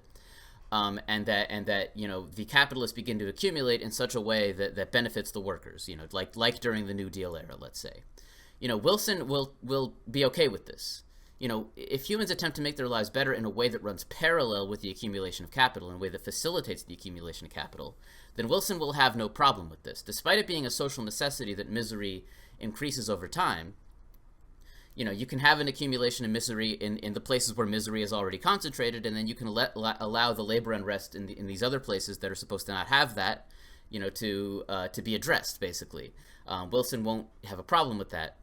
However, if any, this only goes until the attempt by humans to make their lives better happens to slow down the accumulation. If that really happens, if the humans are really making those motions to an extent that really hampers the accumulation and makes accumulation impossible, then Wilson is going to, like we said, he's going to choose to move his capital somewhere else. He's going to rewire everything and just not involve those people.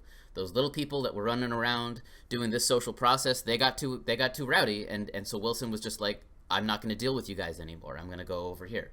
I'm going to use this other more easily exploitable labor force. And it's worth jumping in and adding that this is pretty much all we can expect now, because the rate of profit is probably low enough that Wilson is old enough that none of this is, any kind of attempt by workers to live better lives is going to push that thing into the red, I think. If workers get too loud, Wilson is just going to abandon that region of the world. And he's going to rewire his capital flow somewhere else. And in that sense, what we have to acknowledge is that Wilson is a coward. His first instinct when he doesn't get what he wants is to run away. Capital flight is the final veto of capital. And Wilson is the embodiment of that. And so we have to acknowledge that Wilson, at a basic level, Wilson is a coward. He is not vicious, he is a coward. He runs away. That's what he likes to do the most. He does bark a lot. I want to make that clear. He's not entirely not vicious, because there's that other mechanism that I mentioned in which, as productivity increases, wages have to be pushed down through class struggle. But it's important to note that this is Wilson's cerebellum acting. This class struggle is instigated by falls in the rate of profit, and those are detected by individual capitals. And so the individual capitalists will start to, say a lot of things and yell a lot and take action and target the workers. But the capitalists might get a little vicious in place of Wilson, but then Wilson's instinct, as soon as Wilson starts to directly think about this, he's going to decide to leave. And another interesting aspect of this is that Wilson's cowardice here is actually kind of similar to how we recover from wounds that we get. If I skin my knee, then I'll put a Band-Aid over it, I'll cover it up, and I'll wait, and maybe it'll get better. Well, what's Wilson do when a country fixes bread prices and brings down the rate of profit? Well, like we said, he abandons that area. He just simply rewires the whole thing so that the capital avoids that region, and he just leaves that country, completely destitute and without a mode of production. He just collapses that part of the world's economy. But what's that going to do for Wilson? Well, if he waits long enough, then the whole problem that he was having with those people trying to become less miserable, well, maybe that'll resolve itself. Maybe they'll become so miserable that they welcome capital back after a while, and then Wilson comes back in. And so, it's almost like, you could think of it as cowardice, but you could almost also think of it as an internal mechanism for healing himself when damage is done to Wilson's rate of accumulation via humans actually trying to escape capital. It's kind of interesting in that sense. It's almost like a natural healing mechanism for Wilson. And so on that note of Wilson hurting himself, I think we're finally ready to get into the consequences of the crisis stuff that we've been talking about and how that relates to Wilson. So, like us, Wilson thinks in terms of the big picture. He's thinking about capital circulation, he's thinking about capital accumulation, etc. However, just like us, he's also a creature of habit, and his habits are routinely going to steer him into hurting himself.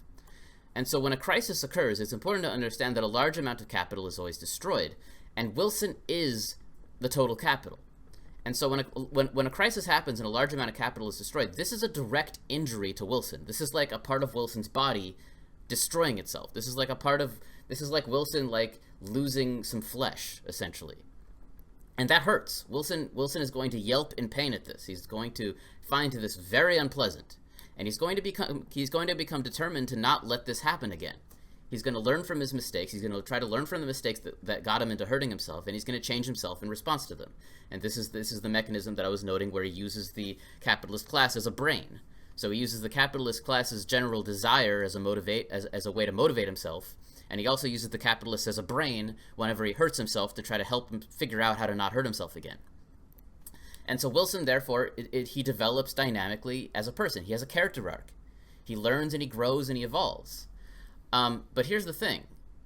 The choices he makes in order to do this aren't always good ones, just like for us. Sometimes we have problems that we simply cannot confront directly. Sometimes we have really big problems that are just really, really hard to face head on. And so we instead of confronting those problems, we make choices that allow us to get around those problems, and those choices are often unsustainable, and they send us in a direction in our life that is tragic, right? I mean, this is kind of what happens to people a lot. And especially this is true when we have addictions that we can't confront directly. And this is exactly Wilson's problem. Wilson is an addict. So Wilson is the accumulation process. The end of accumulation is the end of Wilson. But we've noticed that a part of that accumulation is the accumulation of misery. Wilson cannot stop accumulating misery. And as the rate of profit falls, the capitalist class, as we said in that fourth video, is going to be driven to ramp up exploitation. In other words, Wilson is coping with his aging by embracing his vices. We said that the increasing rate of exploitation is something that Wilson creates and enjoys but it is also stressed out by, well, he's going to do this more and more and more. This is a hopeless addiction which is eventually going to kill him. It's going to get worse and worse and worse for him. He's going to become more and more addicted to it while also having it have a diminished effect. It's going to do more, it's going to do less and less for him. He's going to develop a tolerance to it, literally. But that's not really going to stop him. He's just going to keep doing it more and more. And he's going to do it until he becomes a danger to himself and others. If he had friends, which he doesn't because fuck Wilson, then they would probably be very sad to see the direction that he's been going. And so while he evolves and changes, he is going to evolve and he's going to change and he's going to try to figure out why he keeps hurting himself, and he's going to try to develop habits that bring him away from hurting himself, but he's always going to be dancing around the real problem. He cannot confront his addiction head on. He's going to develop in a specific way. He's going to develop in such a way that he can avoid dealing with his problems rather than confronting him directly. He can never directly confront the thing that is going to kill him eventually. He's going to look for quick fixes and he's going to look for cheap compromises. And this is why the capitalist class has to be overthrown. Because when I say he's looking for quick fixes and cheap compromises, I'm really talking about the bourgeoisie. I'm really talking about the capitalist class acting as a brain for Wilson, because those are one and the same. And so, if you pair this tendency of Wilson and the direction that you can expect of his character development, and the fact that Wilson is constantly getting older and getting less able to do anything to help himself, then you start to see the direction of this. His ability to radically change himself is weakening over time, and it's only going to be, and so therefore, you can conclude it's only a matter of time before Wilson's addiction gets the better of him. And so this is where Wilson is going. This is where Wilson's life has been taking him. And we're all very sad to see it happen. No, we're not. And so that's Wilson. That's the god of capitalism. This is a thought experiment that I did for myself that I thought would be fun as a way to end the video and kind of summarize various things that we've talked about. But like I said, this is something that can be expanded on a lot probably. I would encourage people, if they like this idea, to kind of go in their own directions with it, especially if they're people that know more than I do about biology or psychology or psychoanalysis. I'm very limited in those areas, and so it's very limited in the extent to which I can analyze Wilson in this way. But that's where I'm going to probably leave it. So what have we learned? Let's just summarize a little bit. Well, Wilson, what we've been calling Wilson is really what the capitalists call the market. It's the god that they worship. It's the god of capitalism. The cult of value is the cult of Wilson. He is the real god that controls us. But he isn't really as special as that moniker might make him sound. Wilson is a god, yes, but he's also a system seeking stability, and in that sense he's no different than any other observable phenomena in our universe, including us ourselves. Wilson thinks, feels, desires, learns, eats, and shits. He learns from his mistakes, and he works towards self-improvement. He has goals that he pursues. Sometimes he's motivated, and sometimes he's lazy. He grows, he ages, and eventually he's going to die, according to a natural life cycle. He fears death, but he knows he's dying. He develops neuroses in response to this understanding. Eventually, his bad habits are going to get the better of him and do him in. Now, is doing him in the equivalent of bringing about socialism? The answer is no. Socialism is not guaranteed when Wilson dies. The mode of production does not necessarily have to become socialism after the accumulation stops. All that's guaranteed is that the accumulation will eventually have to stop, and at that point, Wilson will no longer be Wilson. The death of the current mode of production, as long as humanity continues to exist, will always be the rebirth of a new mode of production. It's up to us to make sure that this death is productive, and that involves making sure that the death happens on our terms. That the death of Wilson has to be something that we bring about, that we create for ourselves. We can't just allow it to passively happen. The coming death of Wilson is a moment that we can either choose to seize or fail to seize, and that really is up to us. And I'll have a little bit more to say about that on the next slide. But regarding this whole talk of capitalism as a religion, a couple of final takeaways about that. Ian Wright makes the point in that second video, Dark Eucharist of the Real God, that Wilson is fundamentally a different kind of God than the Christian God in a sense that we haven't mentioned yet. That it's namely an occult God. Wilson is a God whose power comes from you not thinking about him as a god. In other words, a major conclusion that I think is very true is that the secular veneer that capitalism walks around with is a lie. It's fundamentally a lie. Capitalism is a cult, but it's a different kind of cult than the cult that Christianity is, in the sense that it is a cult whose goal is to convince you that it is not a cult. It's a cult of, it's not, the cult of Wilson is the cult of convincing you that Wilson does not exist. But we know that that's a lie now. Wilson absolutely exists. And Wilson is something that we pray to. When we go to work each day, we go and sacrifice our labor in his name each day. We don't realize we're doing that, but we're doing that.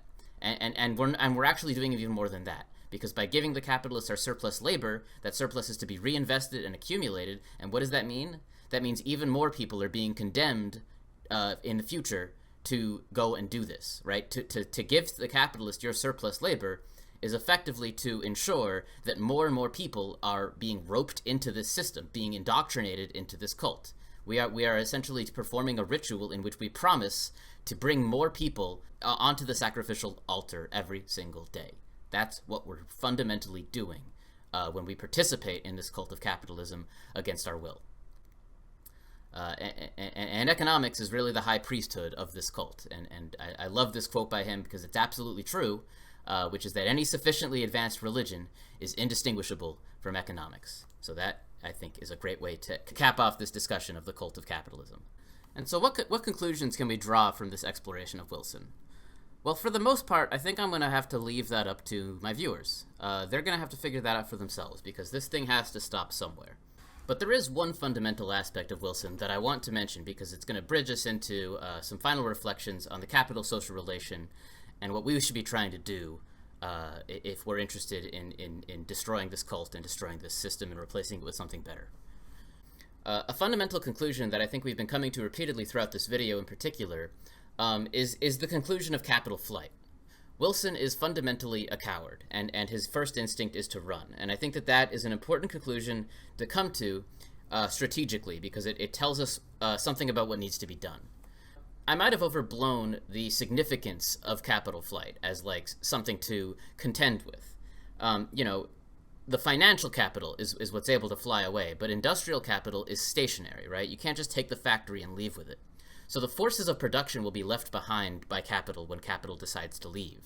And to that extent, what we need to be ready to do is take over those forces of production and have ideas about how to run them in the absence of capital.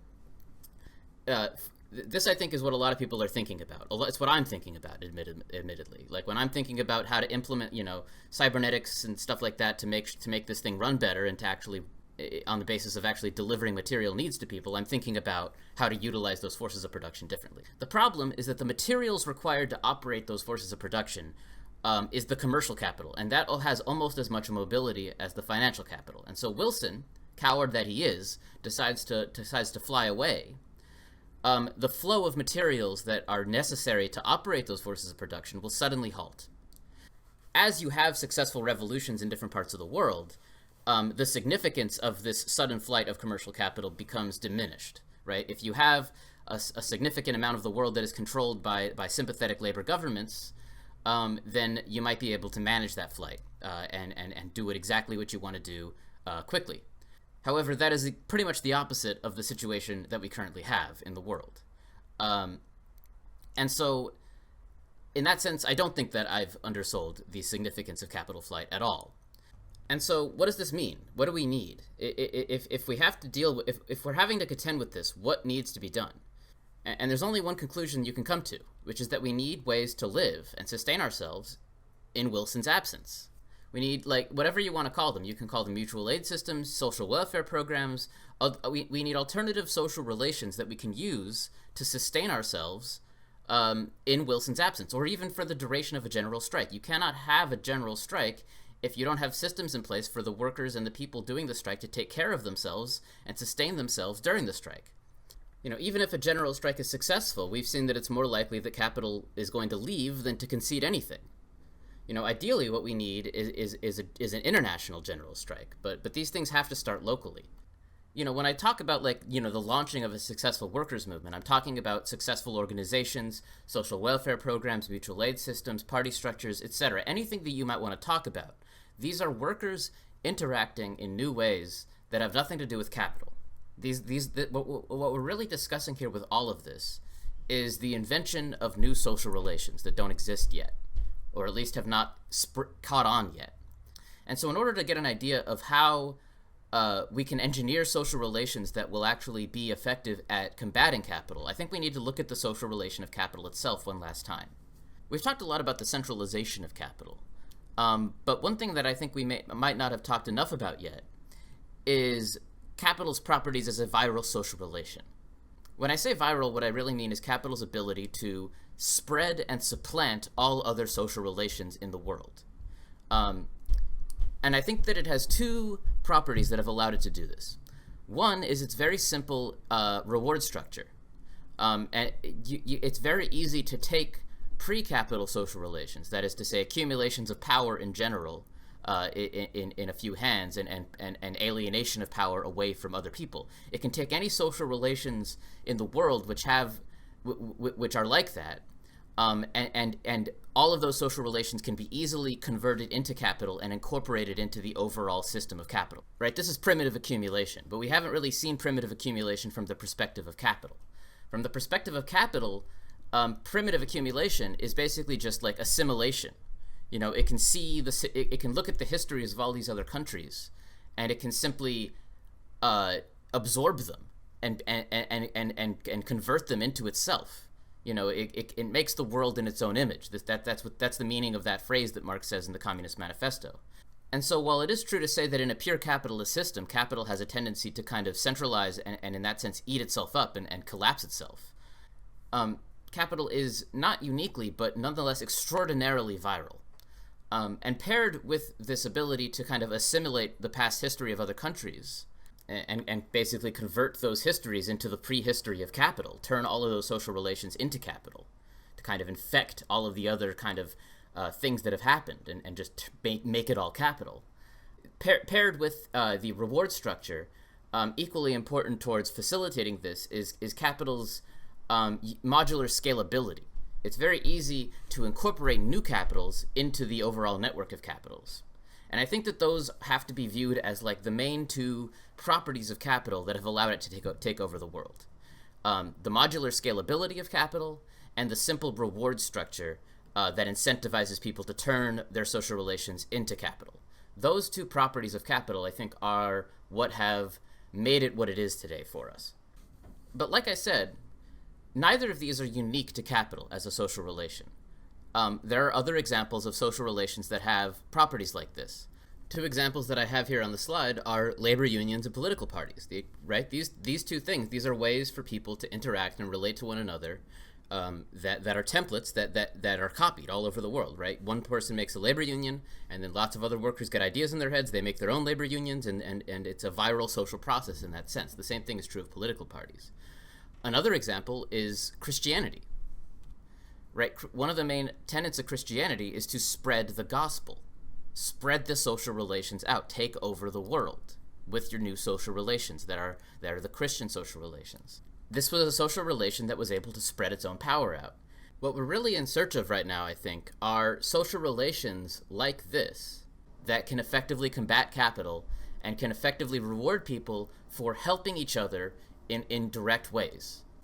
And I think that these are the two properties that we should be thinking about. We need simple reward structures that can reward people for, feeding their neighbors, for helping their neighbors find shelter, to helping get their neighbors' kids to daycare, or acting as a daycare for their neighbors' kids. We need to come up with systems, social processes that are viral, that are like this, that aren't money-based, that are based on direct aid to each other, and which can spread, and which can scale in the sense that it gets more powerful the more it spreads, and which can supplant the old social relations, namely take social relations that are already capital and replace them with equivalent social relations that accomplish the same things but which are not capital. I think people are in search of this right now. They just don't know they are. And the reason they don't know they are is related to the topics of this video, which is that the social relations that we are engaged in conditions the way we think. What we, the social relation that we are conditioned by mainly now is capital, and that's to an ever increasing extent, right? People wonder, why are people viewing more and more things as commodities? Why are people treating their romantic relationships as like market exchanges now? Why are people thinking this way about everything? And the answer is clear. Capital is telling us to do that. And if we want people to stop thinking that way, if we want people to start thinking about their social relations with other people differently, well, then we have to provide them with new social relations that are going to facilitate that thought. I think most socialists of all stripes think about the task in front of us as a task of social engineering. But I think a lot of Marxists tend to view it in an overly top-down way. I'm certainly guilty of this myself. And to some extent, it's going to have to be a top-down thing. But it's also a bottom-up thing. We have to build these social relations from the bottom while thinking about eventually taking over the top. It's got to be a pincer movement in that way. The task in front of us is to create new viral social relations such as capital, such as spreading the gospel, etc., right? This is what we have to do. And in a sense, we've always known that this is what we have to do, and we haven't made zero progress in doing it. Most Marxists, if you ask them what needs to be done, they will tell you that, workers need to be organizing their workplaces, they need to be creating unions, and we need a mass workers' party that can network those unions and to call for a general strike. And also, just take in general an oppositional stance towards the state as it exists and coordinate workers so that they can exercise their collective economic power against capital, right? That's the idea. And though, that's correct. I mean, we need those are things that we need desperately. But more fundamentally, these are alternative social relations. These are ways for workers to relate to one another outside of the capital social relation in order to effectively combat capital. And we need more things like this. Just these two things on their own aren't going to cut it. So what's the prescription here then? What we need is what we thought we needed. We need people to go out and organize their workplaces, and we need a mass workers' party. But we also need people to go outside of their workplace. We need people to organize with their neighbors. We need people to organize their local communities at all levels. We need people to be creating new social relations at all levels that can eventually come together and create a way to live without Wilson, without the presence of Wilson. That's what we have to do. They don't need to match Wilson on every level. Like, they don't need to be able to just kind of replace Wilson on their own. They just need to be able to buy people some wiggle room, to buy people some room to act, right? The more of this you have, the more free your workers are going to be to take political action. That's really the game here. Right now, if I want to get my kid to school and I don't have a car, or I'm too busy, with my own job, I have to use Uber. I have to pay money to a company to get my kid to school. Is there some new way that people in my local community or even regionally could be organized, in some kind of voluntarist or donations-based system that could actually get people driven around without having to be gouged for money at all times? Is there some way to do that? If you could figure out how to do that, then maybe it'll catch on. Maybe someone will copy your model and use it to create community daycare centers or something. These things can spread very fast, and they can pile on. Maybe somehow you can involve local unions. Maybe somehow you can involve other local things going on. These things. The more of these you have, the easier it gets to make things like this. And even within the workplace itself, you should organize your workplace exactly how you think the moment calls for it, which might not be conventional. I can't really speak to. I don't really have anything concrete to offer in any of these ways, but I do know that there are social relations to be discovered and created that we are just kind of waiting to see, and that the more people are looking for, the better. We need all of these things together, and so everybody should be going out and trying to create stuff like this, or help with stuff like this if stuff like this is going on around you. A lot of these efforts to create these kinds of new social relations and social programs and so forth. The energy to create them in your community simply isn't there, but it will be. We all remember the BLM protests, I'm sure, pretty well. Those are moments when people are charged up and angry and ready for a change. And if you are preparing for those moments, then when that moment comes, maybe you can present something to those people, and maybe you could harness that energy and actually create something out of that moment instead of just having it disperse, having that energy just kind of just die off. Maybe we could actually use that to create some real momentum around some of these new social relations, right? That's something that I'm kind of thinking about.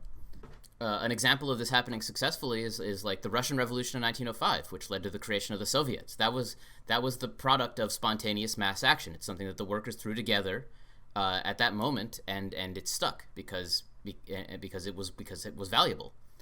To work on a local level like this in the hopes of international change is a pretty it seems very small, right? It seems kind of hopeless when you think about the monumental task of what needs to be done versus what we can be doing in our local communities. Those two things seem so hard to reconcile in the immediate moment when you're working on these kinds of things. But the thing about it is that the right viral social relations will spread faster than we could possibly imagine. People are ready to live differently. They're just scared to lose what they have. But if they see that you can live differently and there's a way to do it, and they see other people that are successfully doing it, they're going to get some thoughts in their heads too. The right social relations for the current historical moment are out there. Some of them are here already. Unions are one of them. A party structure is another one. But there's more. There's more to find. And once we find them, they will spread on their own and they will generate momentum, which will make it easier to find the next one. We just have to find them. And the more people that are out there looking for them, the faster this is going to go. And so I think that's finally going to do it. I think that's going to be the end of the Introduction to Marxism series. Making these videos was quite an experience. It turned into a much bigger project than I expected it to, and honestly, it mostly turned into a much bigger project than I expected it to because the videos kept turning out better than I expected them to, and I kept getting more ambitious as that kept happening. I ended up becoming extremely introverted. I developed all sorts of bad habits. It was a very unsustainable project in terms of, like, this is not something I could continue to just do forever, so I'm glad that it's over. And honestly, like, I feel like I'm too close to it. I don't really even know what to say about the project in terms of reflecting back on it. It was a very special experience, and I think that shows, honestly. Not to sound too cocky about my own videos. But here we are, 6 months later. 6 months of my life spent doing very little besides making these and finishing my dissertation. But I'm done. I finished, and I'm pretty happy with what I put together. What I originally set out to make was exactly the thing that I would have wished existed when I was trying to learn this material. And it didn't exist, but now it exists. I've made it. It's right here. You know, this is a particular flavor of presentation that I think will appeal to a particular kind of person, but I do think that it's actually kind of a broad audience that it can appeal to. Because, you know, I've presented the math in such a way that if you're coming at these videos from, like, you know, more of a social sciencey direction, then the math, I don't think I showed any math that, like, gets too far in the weeds or is too inaccessible that people can't get through all these videos. But if you are somebody that needs to see that kind of a stuff, more of a STEM-oriented person, then the math is there for you. I think, honestly, I really like... I don't know what my audience is exactly, but I do think that there's a lot of people that would normally not be receptive to this kind of material that would find these videos uniquely accessible. And so, you know, if you think that you might know somebody that is like that, please share them as much as you can, because it would be nice to see these get more views. I put a lot of work into them. I think they have a lot of value. And if I have a feeling if you've watched this far into the video, then you think that too. So it would really help me if you tried to spread them out. Aside from sharing these videos around and using them for your own educational endeavors, which is by far the most important part, if you liked these videos, I would encourage you to leave a like and a comment on as many of them as you can, because that does help with the algorithm stuff. And also because it's nice to see feedback. I do like to see the positive feedback. It definitely gives me energy to keep making these, you know, that I might not have otherwise. And also, these videos are not monetized, and they never will be. So if you like these videos and you would like to tip me for my work, I do have a Venmo. It's displayed on the screen right now. You can also find it on the About page of my YouTube channel. Any amount at all would be greatly appreciated, because at the current moment, I am broke basically all the time. Also, on the About page of my YouTube channel, you will find my Twitter, and the significance of that is that the DMs on my Twitter are open, and so if you ever leave a YouTube comment asking a question and I'm not answering it, it's because YouTube has some pretty clunky systems for seeing comments, like kind of from all the videos combined. And so if I ever miss one of your comments or I don't answer it, feel free to just DM me and ask me on Twitter, and I might be faster to answer that way. Even if you're watching this years in the future, please do not hesitate to ask me if you have any questions at all. I consider myself to be like a teacher first and a theorist second, in that, like, Teaching is what gives me the energy to pursue learning, and so you are doing me a favor by asking me questions, not the other way around. Just don't ask me to debate you, because I'm not interested. Yeah, I don't know. I might have to do some kind of separate little thing reflecting on these videos, because I just want to hit render on this, and I can't think of like the correct things that to say as far as like a final conclusion to say thank you for watching and goodbye. So I think I will simply say thank you and goodbye, and turn this off and hit render and upload it. So again, thank you for watching. You're wonderful. I wish you the best.